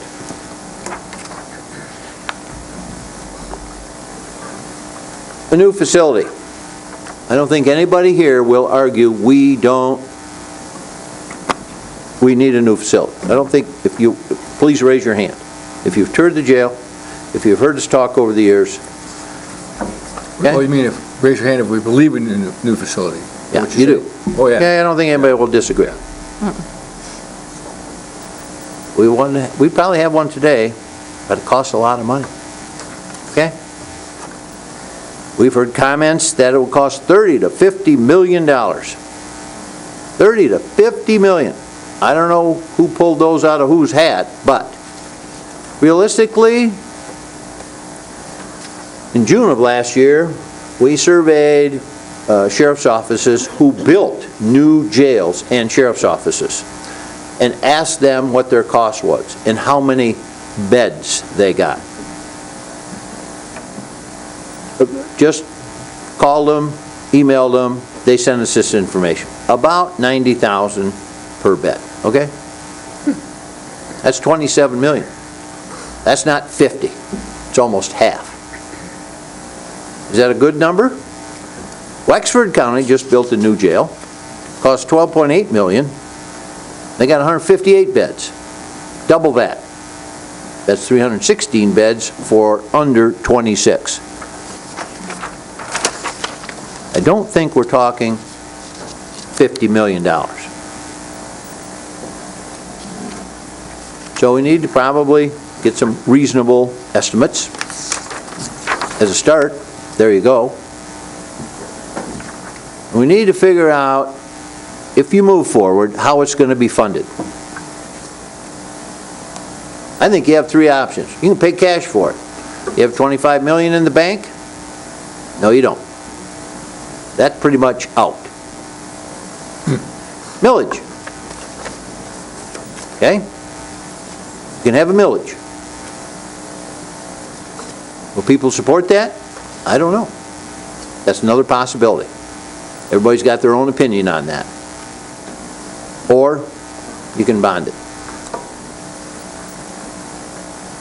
I didn't put buy a winning lotto ticket for $247 million on there because I know that won't happen. So you don't have the cash. Would the public support a millage? Or you bond it?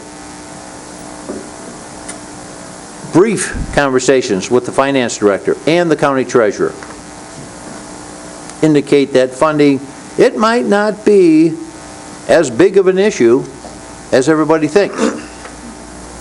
You really need to ask them some questions. They've got some good ideas. Finally, if you're going to do a jail ad hoc committee, if you're going to set up the criminal justice committee and let them run their course, don't do it and run into the same dead end that we keep running into. How are you going to fund it? It all comes down to spend a year sorting all this out and it gets dropped.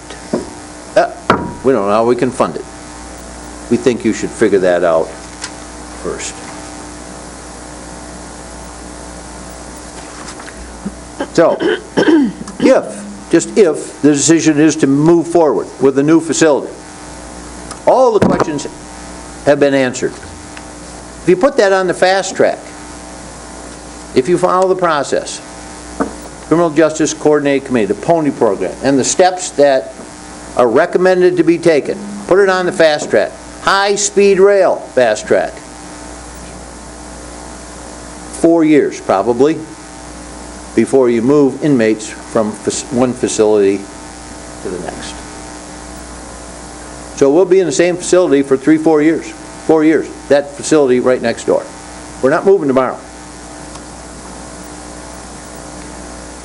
So I guess my question is, the next step, another 10 to 15-year fix and another evaluation, or a decision that may last 40 or 50 years. I guess that's the end. So I'm happy to try to answer some of the questions. If it gets right down into jail and other issues, I might defer those to Captain Root. Yes? I just want to support the idea of hiring a coordinator to help us through this process. When we were in Colorado, that became clear. You really do need a person that's really familiar with this, a professional consultant, like you said. That's what I meant when I said coordinator. Because really nobody on this board has that type of prowess and that type of experience. The men and women that taught us were those types of people, and they were masters and geniuses at it, and you really need a person like that to help you make these complex decisions. That's your decision. Yeah, I'm just telling you that's what I think, you guys. Okay. Cheryl? Sheriff, under the mental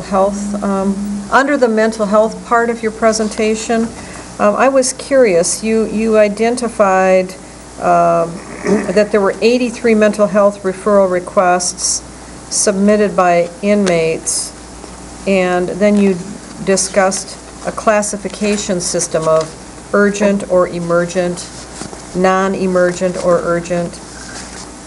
Who determines that classification? Is that someone from CMH, or is that someone from the jail who makes that determination? I can't say for sure. Captain Ritter would answer that question. Okay? Could you get me an answer to that? I'm sorry? Could you get me an answer to that? Absolutely. I appreciate it. Thank you. I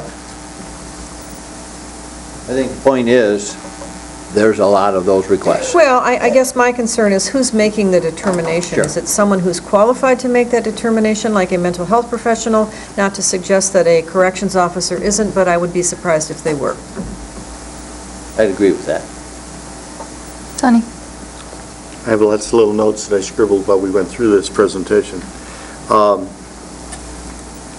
Having been through this discussion a few times in the times I've sit here, Judge Power is always very prompt to remind us that we have fewer beds today than we had 15 years ago. We closed 16 beds that were in the basement of the current jail. It was determined they absolutely were not safe. We couldn't oversee and supervise the prisoners that were down there. We closed those 16 beds, and the sheriff alluded to the fact that we closed the 26-bed work release facility. So the 40 beds that we gained when we remodeled the direct supervision area, when the sheriff and the city police moved out of that facility, did not even get us whole. So we truly have fewer beds today than we had 15 years ago. And, with the Department of Corrections requirements for classifications becoming more stringent, we talked about earlier that we truly have beds that we cannot use because we can't get prisoners that classify to go in them. So that's a key piece. In 2004, I spent a solid year with the Blue Ribbon Jail Committee talking about, how many beds we needed. We looked at a half a dozen different ways of determining what our goals and what our needs were going to be. And, the sheriff made reference to the fact that it was absolutely determined we needed a minimum of 250 or 300 beds by 2020. And we're not even close to there.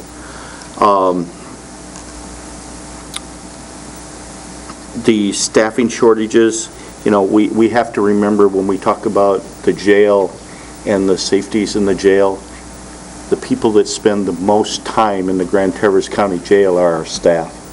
And the conditions in which they are working are deplorable, and there's nothing we can do about that at this current time. The $30 a day of boarding out sounds like, well, that's not such a big deal, especially when you look at our budget and we weight the cost of operating the jail by adding in the legacy costs of the defined benefit program.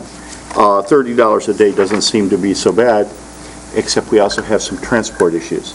We housed prisoners in Charlevoix a few years ago, and we literally had prisoners that we took to Charlevoix, and by the time the corrections officers came back to Traverse City, they were being told to come get them because they don't fit in our facility and we want them out of there. When you get the phone call from the judge that says, okay, this guy's been implicated in another issue, I want him in the courtroom and I want him there now, two officers have to run out to Leland or wherever and get him and bring him back. Transport costs are a significant part of boarding out prisoners besides just doing that.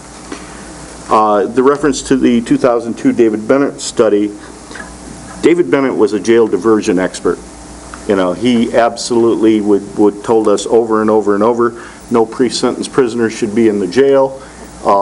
There was a big long list of people that he felt should never be in jail, they should be in treatment. I'm not sure that, I'm pretty sure Tom Power didn't agree, and I know that Judge Rogers didn't agree, but the long and the short of it is, I've said many times, jail population is about philosophy.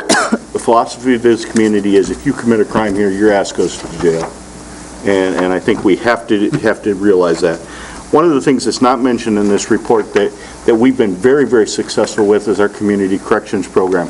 I can't imagine what our numbers would be without that. We have 100, I don't know, I didn't ask Sharice, but I'm guessing we're around 175, 180 prisoners out right today that would be in the county jail if it weren't for our very successful community corrections program. Let's see what other notes I have. You know, like I said, community mental health. Everyone in the room and pretty much everyone in the community has heard me bitch about community mental health for 20 years that I've sat on this board. We pay them $680,000 a year. One of the conditions, the enabling documents that created community mental health specifically states that community mental health is responsible to provide mental health services in the county jail. They do not do that. At the time that the thing started, we had at least one, if not two, community mental health experts in our jail 40 hours a week. And Boss was there, and I'm for the life of me, I can't remember the other name. But anyway, when those folks retired, there was no replacement for them. And the services kept dwindling down and down and down and down to where we're lucky if we get someone in the jail a few days a week, or a few hours a week. Sounds like we get an hour a day. A few hours a week. 5 hours a week.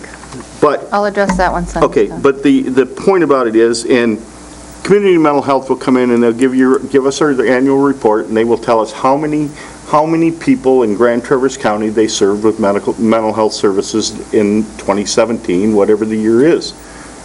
But the fact is, they are not meeting the mental health needs of the county. We took a couple of years ago, and we contracted with the first psychiatrist for community mental, or in our jail, Dr. Conlon, I believe, if my memory is correct. And that contract was like $78,000. Well, at the end of the year, we deducted that $78,000 from community mental health's payment. And there was all kinds of grief and nasty comments being made about that. But the bottom line is, we need more mental health services in the jail. As far as I'm concerned, contractually, community mental health is supposed to be providing those for that $680,000 we pay them a year. We've done the pony program. We did it in 2004. We did it again in 2014. In 2004, we had the people, I think it was 2004 anyway, we had the people from Colorado came here, a number of them.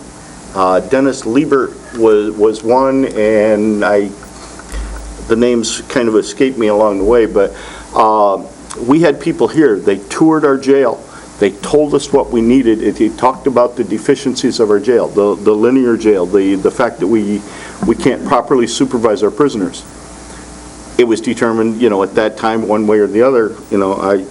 I know for a fact that in 2004, I made a motion to move up on Lafreniere and build a new jail. I remember specifically the night that I made the motion, and I was asked to rescind the motion because I needed time to cool down. I'm sufficiently cooled, but we still haven't met the need. But the big piece about this is that we don't have to recreate this whole thing. We've been through this enough times to know we need a new jail. Whether we hire a consultant to come in and help us design that jail and site that jail, all of that was part of the discussion when we purchased the Lafreniere property, that we could site the jail there. We've always had the discussion about it's outside of the county seat, so what are you going to do with the city police? The sheriff technically has to retain an office within the county seat constitutionally. Well, we can figure out a way to find him an office in this building that he can take phone messages or something. But the bottom line is, we need something about the new jail, and we can't continue to wait. And anything that we can do to move this thing forward and expedite this, Tom's absolutely right. It's 5 years. If we decided tonight we wanted a new jail, by the time we identify funding, we design it, we site it, we construct it, it's 5 years. And we all know what the condition of our jail is right now. You know, and whether we like it or not, you know, what's becoming very apparent is the type of people that are in our jail are significantly different today than they were 25 years ago. You know, I remember making statements that 85% of the people in our jail were drunks and the other 15% were there for crimes they committed while they were drunk. That's not the case today. You know, the people that are in our jail, we have some pretty nasty people in the Grand Traverse County Jail today. And I don't think the community has any idea who's there, why they're there, and how long they're there. You know, the state's been threatening for years to make us hold prisoners in the county jail for 24 months instead of 12. You know, if that, you know, as we look throughout the state, they are closing facilities on a very regular basis. You know, what are we going to do with these people? You know, we have to figure out some way to get this new jail built, and we need it soon. Dan, and then Tom. Okay. Yeah, I agree with that, and I think the sheriff is right. We need to pretty soon get an idea how we're going to pay for it, and there's only two options. One is bonding, and one is a millage. And I think we need to somehow get the pulse of the community which one they prefer. I do believe our citizens would support this because I know the character of our citizens. So we need to talk about that. Which way? We only have two choices: either a millage or a bond. And Dean, do you have any ideas on that? Well, those would be your two choices, to ask for a specific millage or to look at your own internal funds. And what we were thinking about, I mean, this is no secret, you have in your current budget, in your general fund, you have $1.3 million of annual payments that you're making on bond issues. Over the next 3 years, 2 of those payments fall off completely. In 2025, another payment falls off. And that would be approximately enough to cover the debt service on a new jail. So you have funds in your current budget that would be continued to be budgeted in subsequent years' budgets just to make a debt payment that would fund the construction of a jail. Your money well spent. Yeah. Tom? Well, we need a new jail, and I would hope that we could make it faster than 5 years. And I'm glad that Dean gave us that information, because that probably is necessary to be part of the story tonight, that in a couple of years we will have some money that we don't have this year. I hope that Sonny is here as this process continues, because of his wealth of information about the past, studies that have been done. I just recently pulled the studies off the bookshelf here at the county building and started to go through it myself to see what had happened in the past, because I wasn't here, but I do remember it. The before, during, and after people are here tonight, and I'm wondering if at some point this evening they could make a comment as to what what they believe we need to do. And also, I'm concerned about the younger population, the youths that are being arrested. That are we going to try to include them in this new jail, or are we going to continue to transfer them out of the area? Because I would guess that the before, during, and after people are looking at the family support for people who've been arrested and serving time, and that they would probably be better off if those people were closer to where their homes and families are. Just as another idea that hadn't been discussed. I would very much like to go visit the jail in Wexford County just to get an idea how different it is, because I haven't been there. I have toured our jail here some time ago. And there's a lot of talk, if you look down into the Detroit area, Wayne County is going to build a new jail. This is their second attempt to build a new jail. And there will be a lot of information for everybody to read in excess of what our decisions are here. If you go to the newspapers in Detroit, you can find stories about that. But down there, they're going to include other things. I think they're going to include an office for the sheriff's department, some offices for the prosecutor, and possibly the criminal court building. And they're considering all the transportation issues as well, which are considerable. And even if it is out at Lafreniere, I'd say the biggest problem would be transferring back and forth to the courts. So I don't know what the plans are for the courts in the future, but, that might, in the very far future, you might want to think about relocating part of the court as well. Cheryl? Well, I think all of those are really important topics. I also think that maybe there's some validity in looking at relocating our 911 system to be part of that law enforcement center and make it, part of that whole complex. But I think all of those issues are issues that would be fleshed out.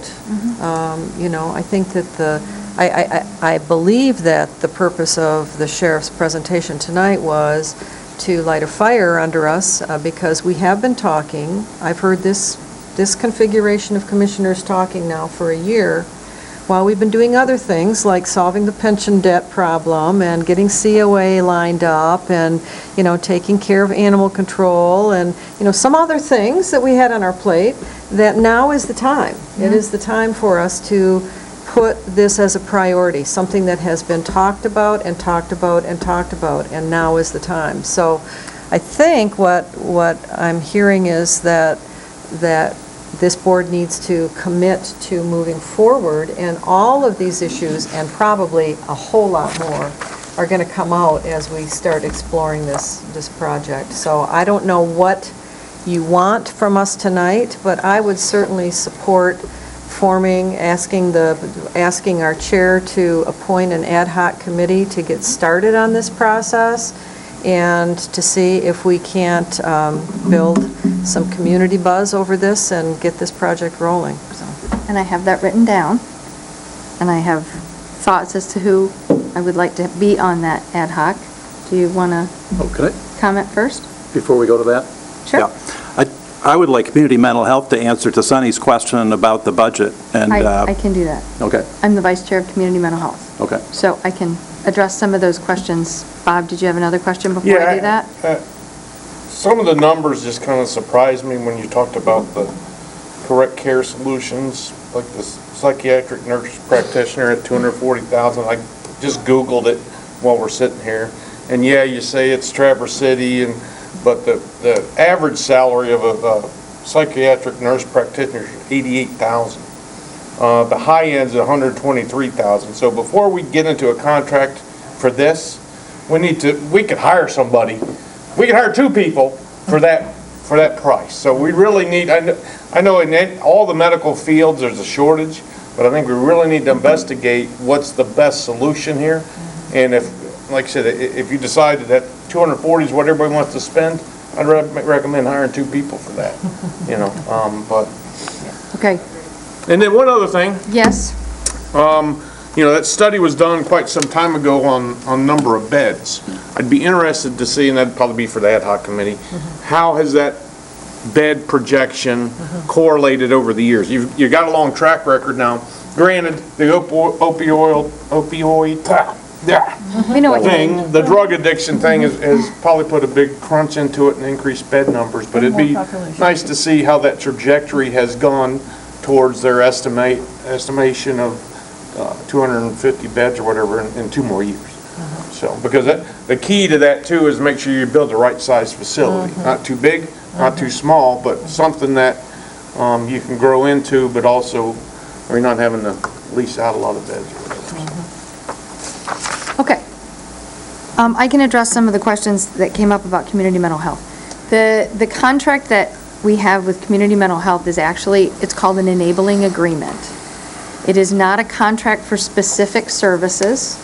It's an enabling agreement that 5 counties have that enables the 5 counties to contribute to and form Northern Lakes Community Mental Health Authority. So that's what it does. It does indicate in there that part of the services they provide in the county are services to the jail. However, it isn't specific. It doesn't say comprehensive services. It is not a contract for specific services that they offer. Community mental health is a mental health authority, and they are very restricted as to the types of clients that they can serve, and that has to do with Medicaid, because most of their funding comes from Medicaid. They get millions and millions of dollars into our area because we have this mental health authority, and that is how we get the Medicaid dollars in. So people do have to qualify in order to, and they try to get people in the jail to qualify. A lot of people that are in there do qualify and become patients of community mental health. Some of them just quite honestly don't want to become patients of community mental health and refuse to give any information so that they can get qualified. That happens a lot.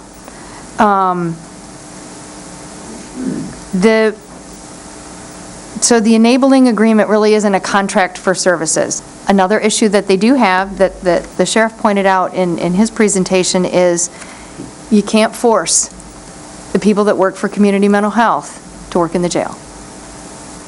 It is hard to find people, psychiatric practitioners, to work in the jail. It is very costly.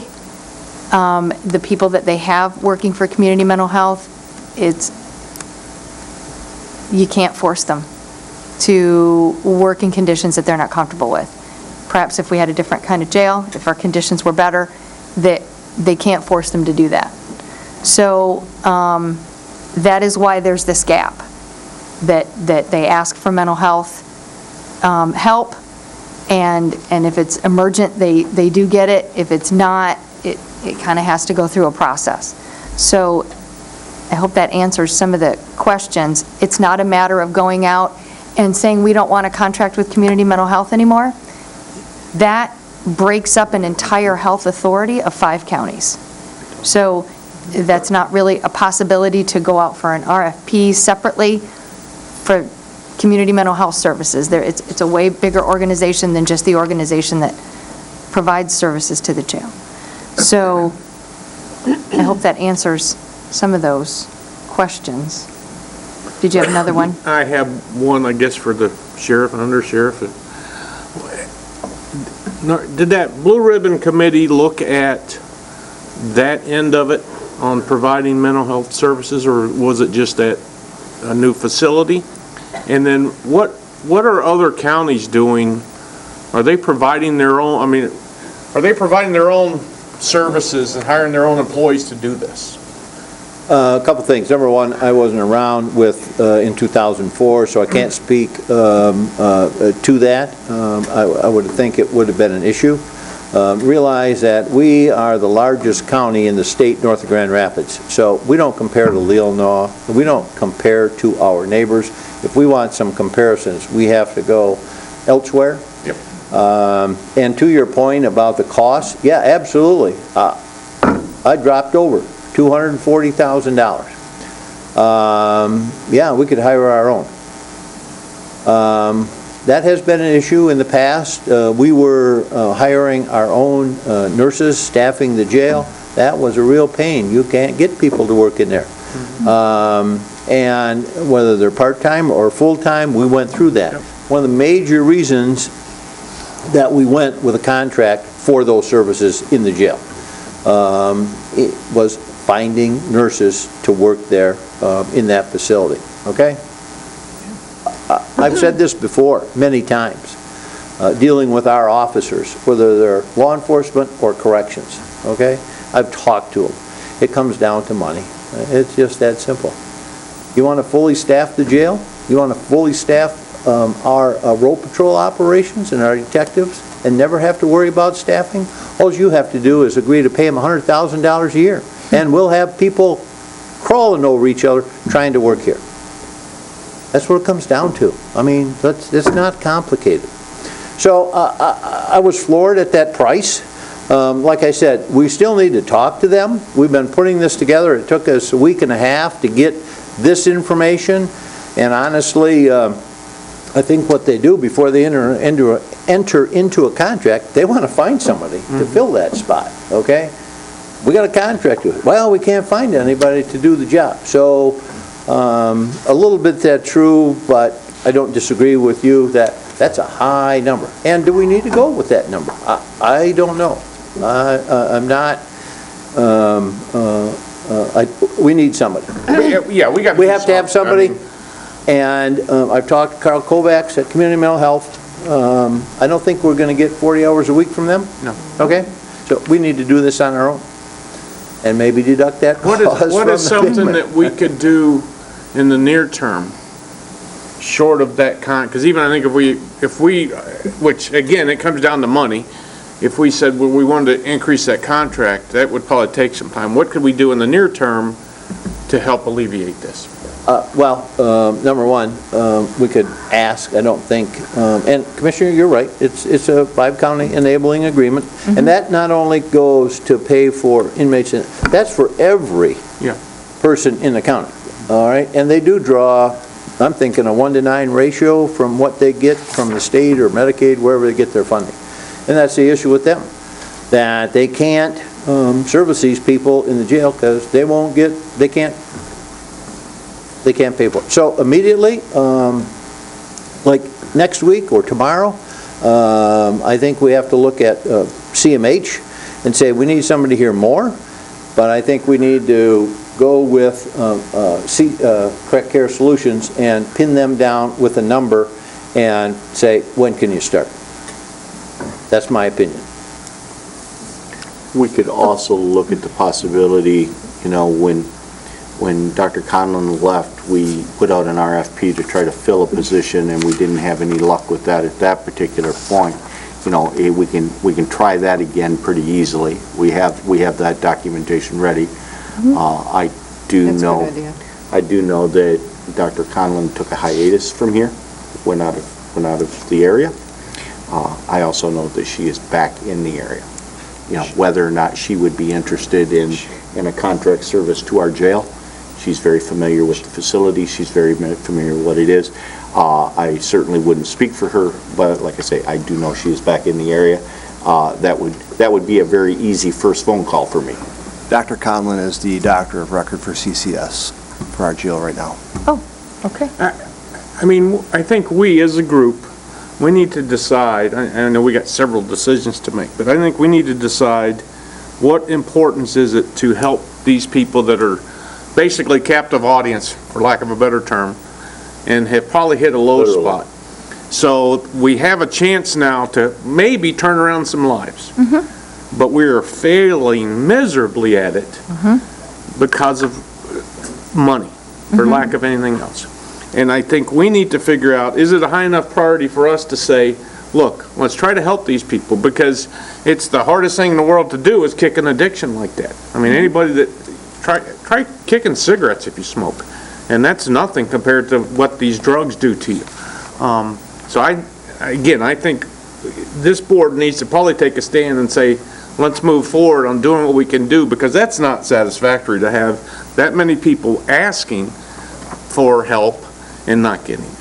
So Sheriff, can we get some more data on who these people are? I don't believe that of these 83 people, they're all opioid addicted. No, they're not. These are alcohol addicted, these are, legitimately domestic mentally violence. ill. Anybody who goes to jail, they're depressed, they're bummed out, that's why they take your shoelaces.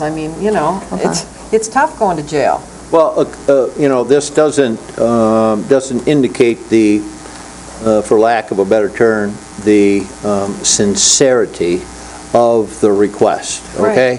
Somebody may just want to get out of their cell and look at somebody else, okay? That's why I asked, don't know the who made the sincerity, determination. and that's a... Actually, I believe it's the inmates themselves who So- say whether it's We need emergent more or... data. Yeah. Right.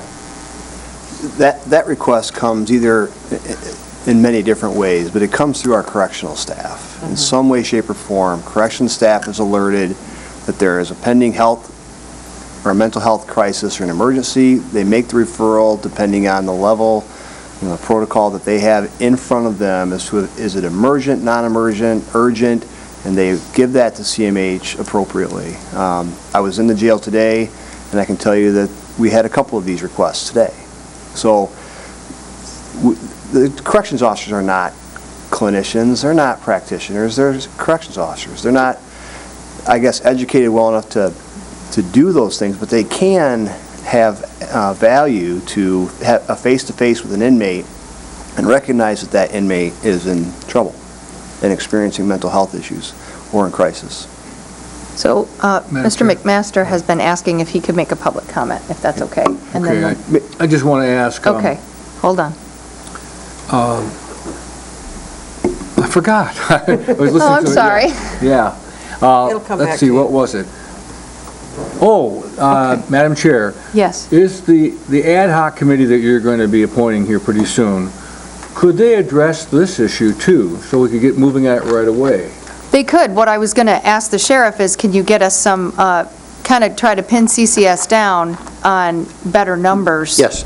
Yeah, we'll get something in writing. If you could, Yeah. yes, and we'll bring it to the ad hoc that I'm going to appoint in a I'm couple saying the minutes. ad hoc committee that we're thinking about forming the Yes. jail could also handle right now this issue. They could, Yeah. yes, first and Okay. foremost, and I would, Before, we handled the short-term solution, Yes. which was the 40 beds that we constructed, and we looked at the long-term solution as Yes. we needed a facility that would handle Yes. 250 beds. Nate, did you have something? Just to clarify, the corrections officers, they have training in recognizing mental health crisis. You can't rely on that alone. There needs to be somebody in the jail that can provide adequate service. We have contracted physician service, we have contracted psychiatric service. It's insufficient. It's that simple. So Greg, did you have some comments? And I'll let you, you have to step up to the microphone again. We'll get that information Thank you. to you.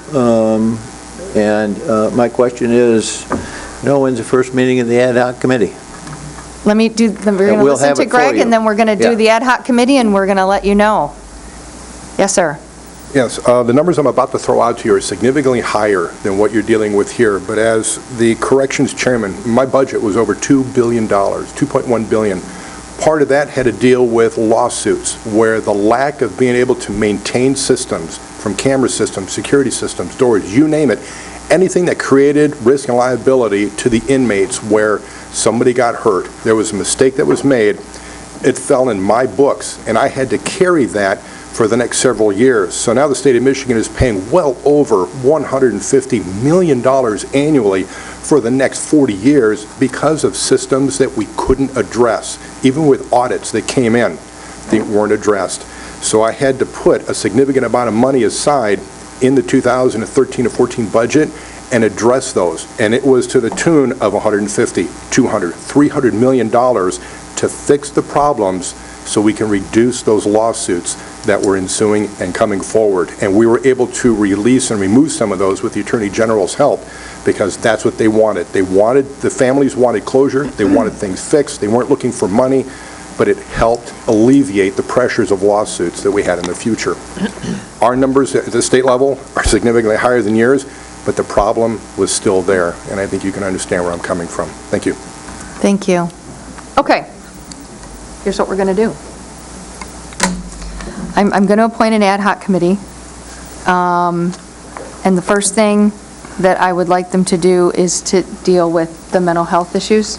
And that's an immediate thing, so they are going to need to meet very soon and get going on that.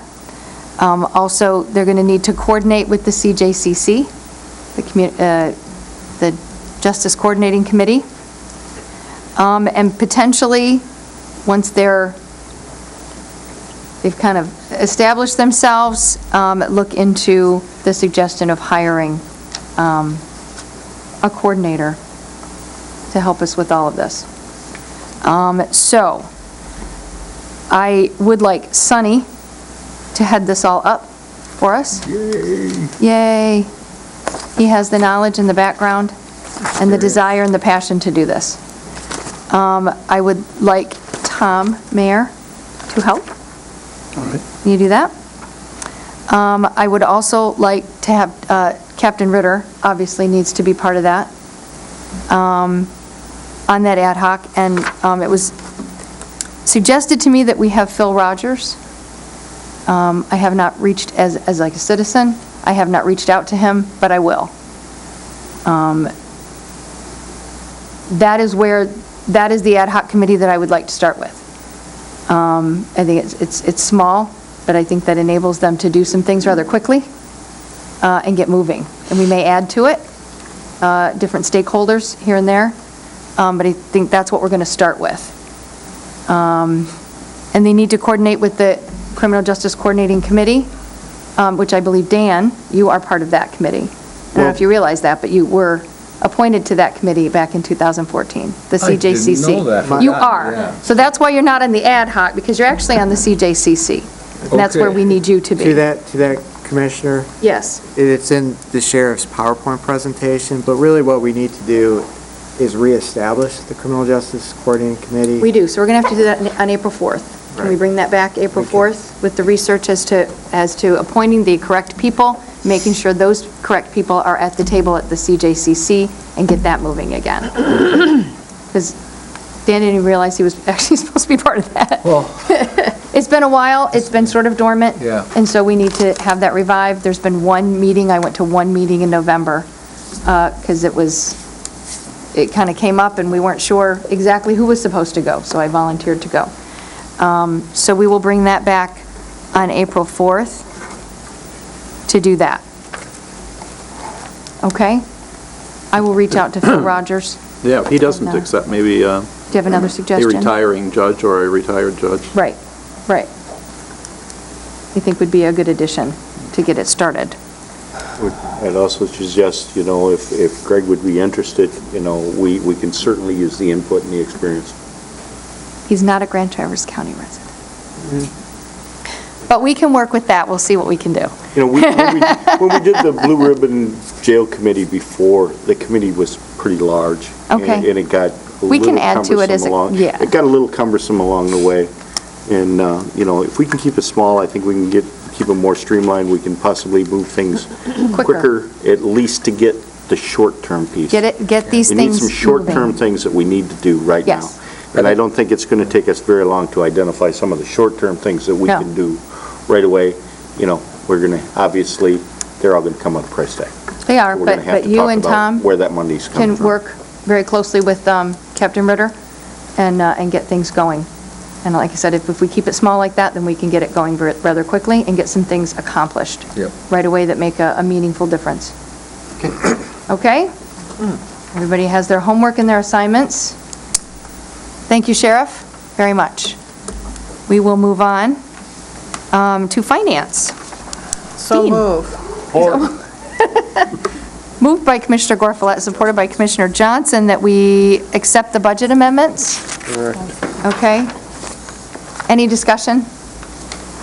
All those in favor say aye. Aye. Any opposed? Okay, there you go. You don't have to explain anything. How about the claims? So move. Moved by Commissioner Gorfulet, supported by Commissioner Johnson. Anything on the claims? All those in favor say aye. Aye. Any opposed? Dean, you should always be at the end of the agenda because that, you get things going. Anything from the administration department update? You have the administrator's report revised in your packet. Unless you have any questions, we're great. I guess the question, since I was the author of that, do you want a briefer, just hit the highlights, or do you want the more detailed? I like about 30 pages. I thought what you did was just great. Yeah, I hit the highlights. I think it's, yeah. Hit the highlights so we know what you're doing. I know your time is valuable too, so. Okay. Thank you. We're going to move on to another ad hoc, regional morgue. It has been suggested that we investigate the possibility of Grand Traverse County spearheading having a regional morgue in our area so that we didn't have to contract out so far away for those services. And so to that end, I have an ad hoc thought about for this as well. I have had a considerable interest from Cheryl. You would like to head that up, actually. Dying to. She's dying to. You've been waiting to say that for like 2.5 hours. All night. I know you have. Done. Since I added it. Done. So it's going to be Cheryl. I will also be on that ad hoc. And Tom, would you like to do this as well? I guess the only question I'd have is, when it would be to fit in with everything, so, I think we can accommodate you. yeah. And Cheryl also asked, or we had interest from Dan Yankov. I would like to appoint him as well. He's a good guy. Yes. And Cheryl also reached out today to TJ Phillips. And so we're considering him. So we'll start with that. Very cool. All right? And so Cheryl is in charge of that. Go. Okay. Got it. And the main charge initially for this ad hoc is to reach out to the other commissioners in our surrounding counties to see what their interest is. So it's actually a good exercise to get to know some of the other commissioners in the area. I know a lot of them. So, and we're talking Leelanau, Benzie, Antrim, and Wexford, and Kalkaska. Anything that surrounds us. And reach out to them. Did you say see you how they already feel. spoke to TJ or not? No. Cheryl has made I contact. sent a message to him. Oh, okay. And, He's in California this week on vacation. Yeah, so she'll be in charge of snagging that one. Okay? So we're going to start reaching out to the other commissioners in the area and seeing what their level of interest is, and go from there. We will move on to, this is a good one, the administrator search. I had a conference call today with James Petrino from GovHR. And so I'll update you a little bit, and then we're going to have to make some choices here as to how we want to move forward. I have my notes in different places here. We have received 92 Wow. applications. Wow. We are highly desirable at the moment. 92. James went through them, and he sort of initially, and he said he sort of liberally graded them of 1 to 5. There was a couple that dropped off as no.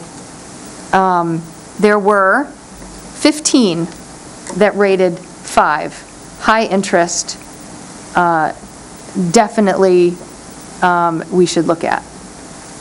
There were 14 who have relevant experience and good potential for various reasons.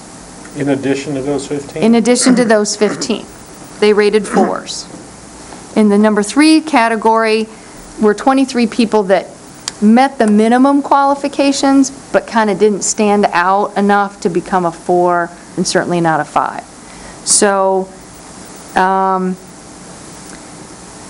we need to decide.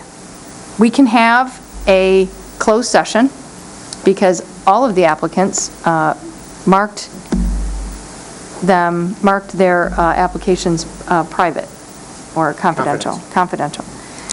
We can have a closed session to discuss the candidates.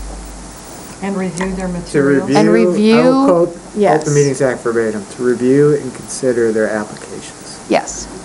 So, I would move that we have a closed meeting to review those rated 3, 4, and 5. keep in mind that that is 52 I understand that. people to discuss in a relatively short amount of time. It's going to be several hours to do that. What James can do is he can make the resumes available to us on a website, just like he did last time, so that we can look them over and you can kind of rate them. You know, you can kind of have a handful that you've picked out each individually that you want to discuss, and that will kind of cut down on the time. But we can have him do that with 52, if you want all 52 of the 3, 4s, and 5s, yes. And I would also like to suggest that they not be ranked by James's rank of 3, 4, 5. That No. we would receive those that he has ranked as 3, 4, and 5, but that Yes. we would receive them anonymously. Yes. And we can decide. Without between his, 3, 4, 5. without his tiers, yes, we can do, that's why I said you will have access to 52 resumes, and you rank them And you, That's my each motion. one of us will come with a pool of people that we say, we like these. That's my motion. No, I wouldn't mind if you ranked them, but I don't want to know about it till we rank them. Exactly. That's my point. That's Yeah. fine. He Exactly. can keep his ranking to 'Cause himself, and then when you each of get us can do that. coordination, Yes. you know, you might. And people hopefully, pop out. there will be a pool of people that we can kind of all agree on. Now, we were looking for that closed session at April 11th. That is a normally, a study session? Do we want to wait that long? Well, I we mean- talked about that, but next week is spring break, and the week after that, James is unavailable. That's only a couple of weeks. I am unavailable next Wednesday, and James is unavailable And in the the following interim, week. can we get the 52 so that we can begin reviewing I will them? speak to him about that. I'm supposed to call him at 8:30 tomorrow morning. Yes, I will have him get them Because then when we get available to you. together on the 11th, Yes. obviously, we can use our time to advocate for those that we think Yes.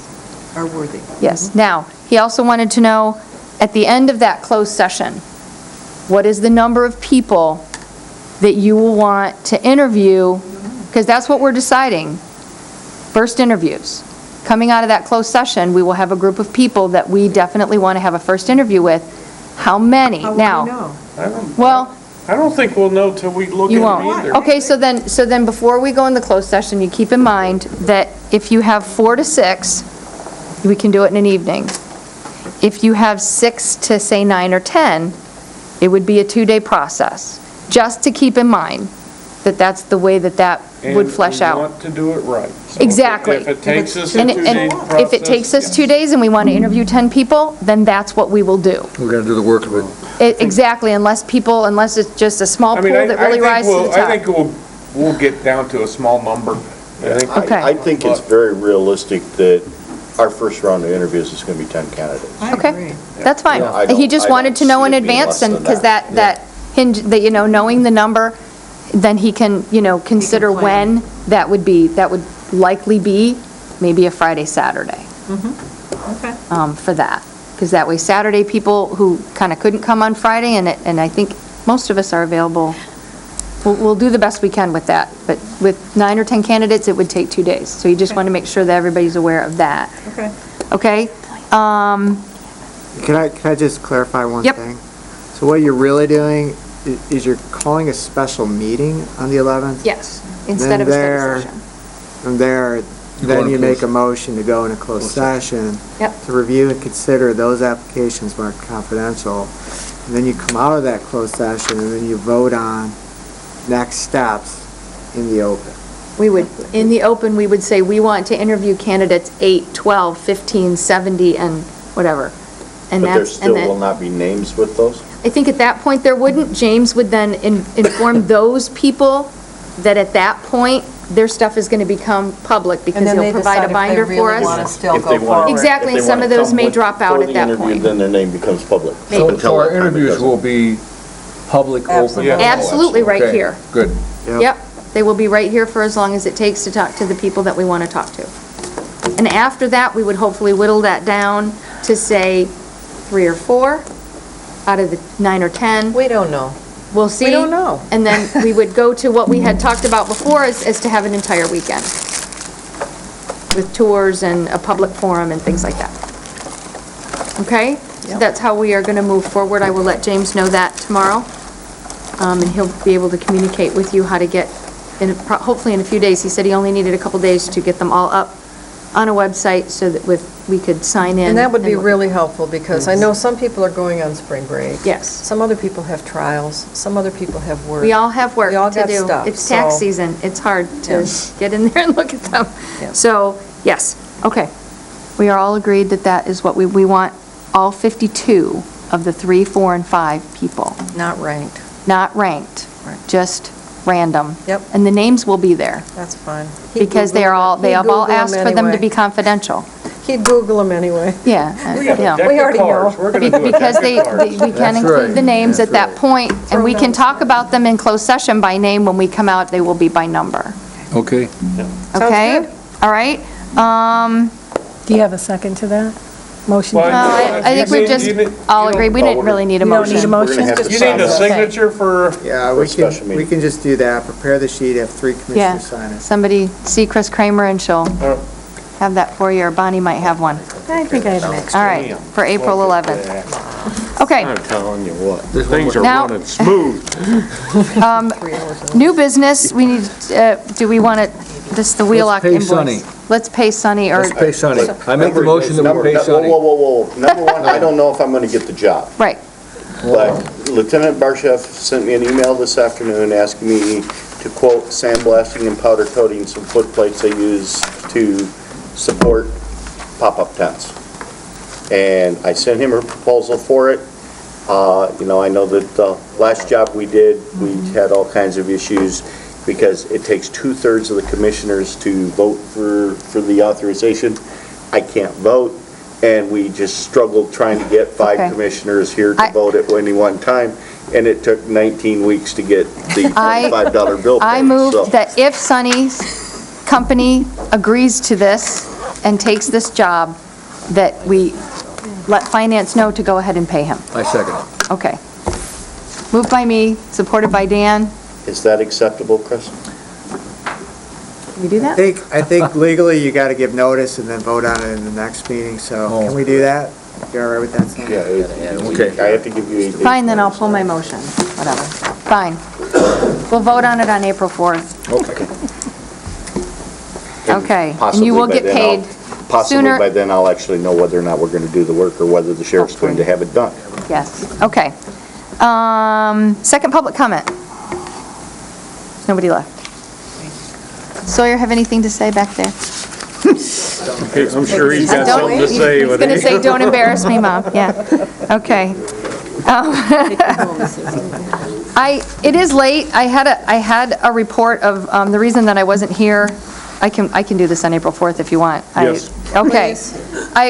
The reason I wasn't here 2 weeks ago is because I did go to National Association of Counties in Washington, and I have a report for you, but I can save that for April 4th.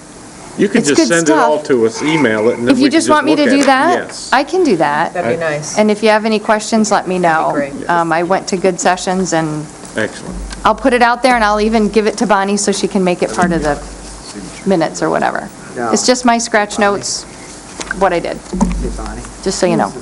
No. Can I Yeah, you can put anything you want on there. scratch it up? Okay. Anybody else have commissioner reports? Cheryl's all packed up and ready to go. If I have an extra. I know. It's Sunny, Just, briefly. I guess I would just say, it's been a popular question in my life for the last month. I did file for reelection this morning. I filed yesterday, so. I actually do have something. I'm so sorry. You are not. I'm actually on the calendar for April 10th for the agenda review, and I'm covering for Tom on that date, and I now have a trial that date, and I can't cover for Tom. Okay, so Can who you wants take to it? come? I could just go back to the plan. Can you yeah. handle it on the 10th of April? Yep. Okay. And then I'm also on. Is that for- a 8 or a 9? That's an 8. It's an Then 8 I'm- on a Tuesday. I'm also on the calendar for May 8th. That's me under my own name, and I'm in trial that day as well. So could anyone cover for me on May 8th for agenda review? It's on You're- Tuesdays at 8 o'clock. You're actually the 29th that month. Me? Yeah, but on the 8th, if someone could cover agenda review at 8 a.m.? Well, I think I missed my last one, so let me just see what I substituted for you. I'm sorry, I've just No. got a lot of trials lately. Oh. No, for Bob, too. I had. Thank you. I can probably do the May 8th. Okay, thank you very much. Sunny's going to do it Okay. So Thank you. 8 Thank you. a.m., April 10th for you, right? for you, Yeah. yeah. For me, yeah, that's right. Okay. You got He's giving it back. You got it back. And as long as Sonny said he filed, I haven't filed yet, but I will be filing, and I will be running again. The thing that's different for a minor or third-party person like myself is that we won't be on the August ballot. We go straight to November, so. Well, and I filed 2 It'll be weeks ago, but easier. everybody already knew that, so. Okay. Anybody else? I didn't file, so. We all know that, Bob. And we hate you for it. Okay, no notices, or we kind of already did that. No closed session. We're busy. We are adjourned. Thank All you. right. Good job, you guys.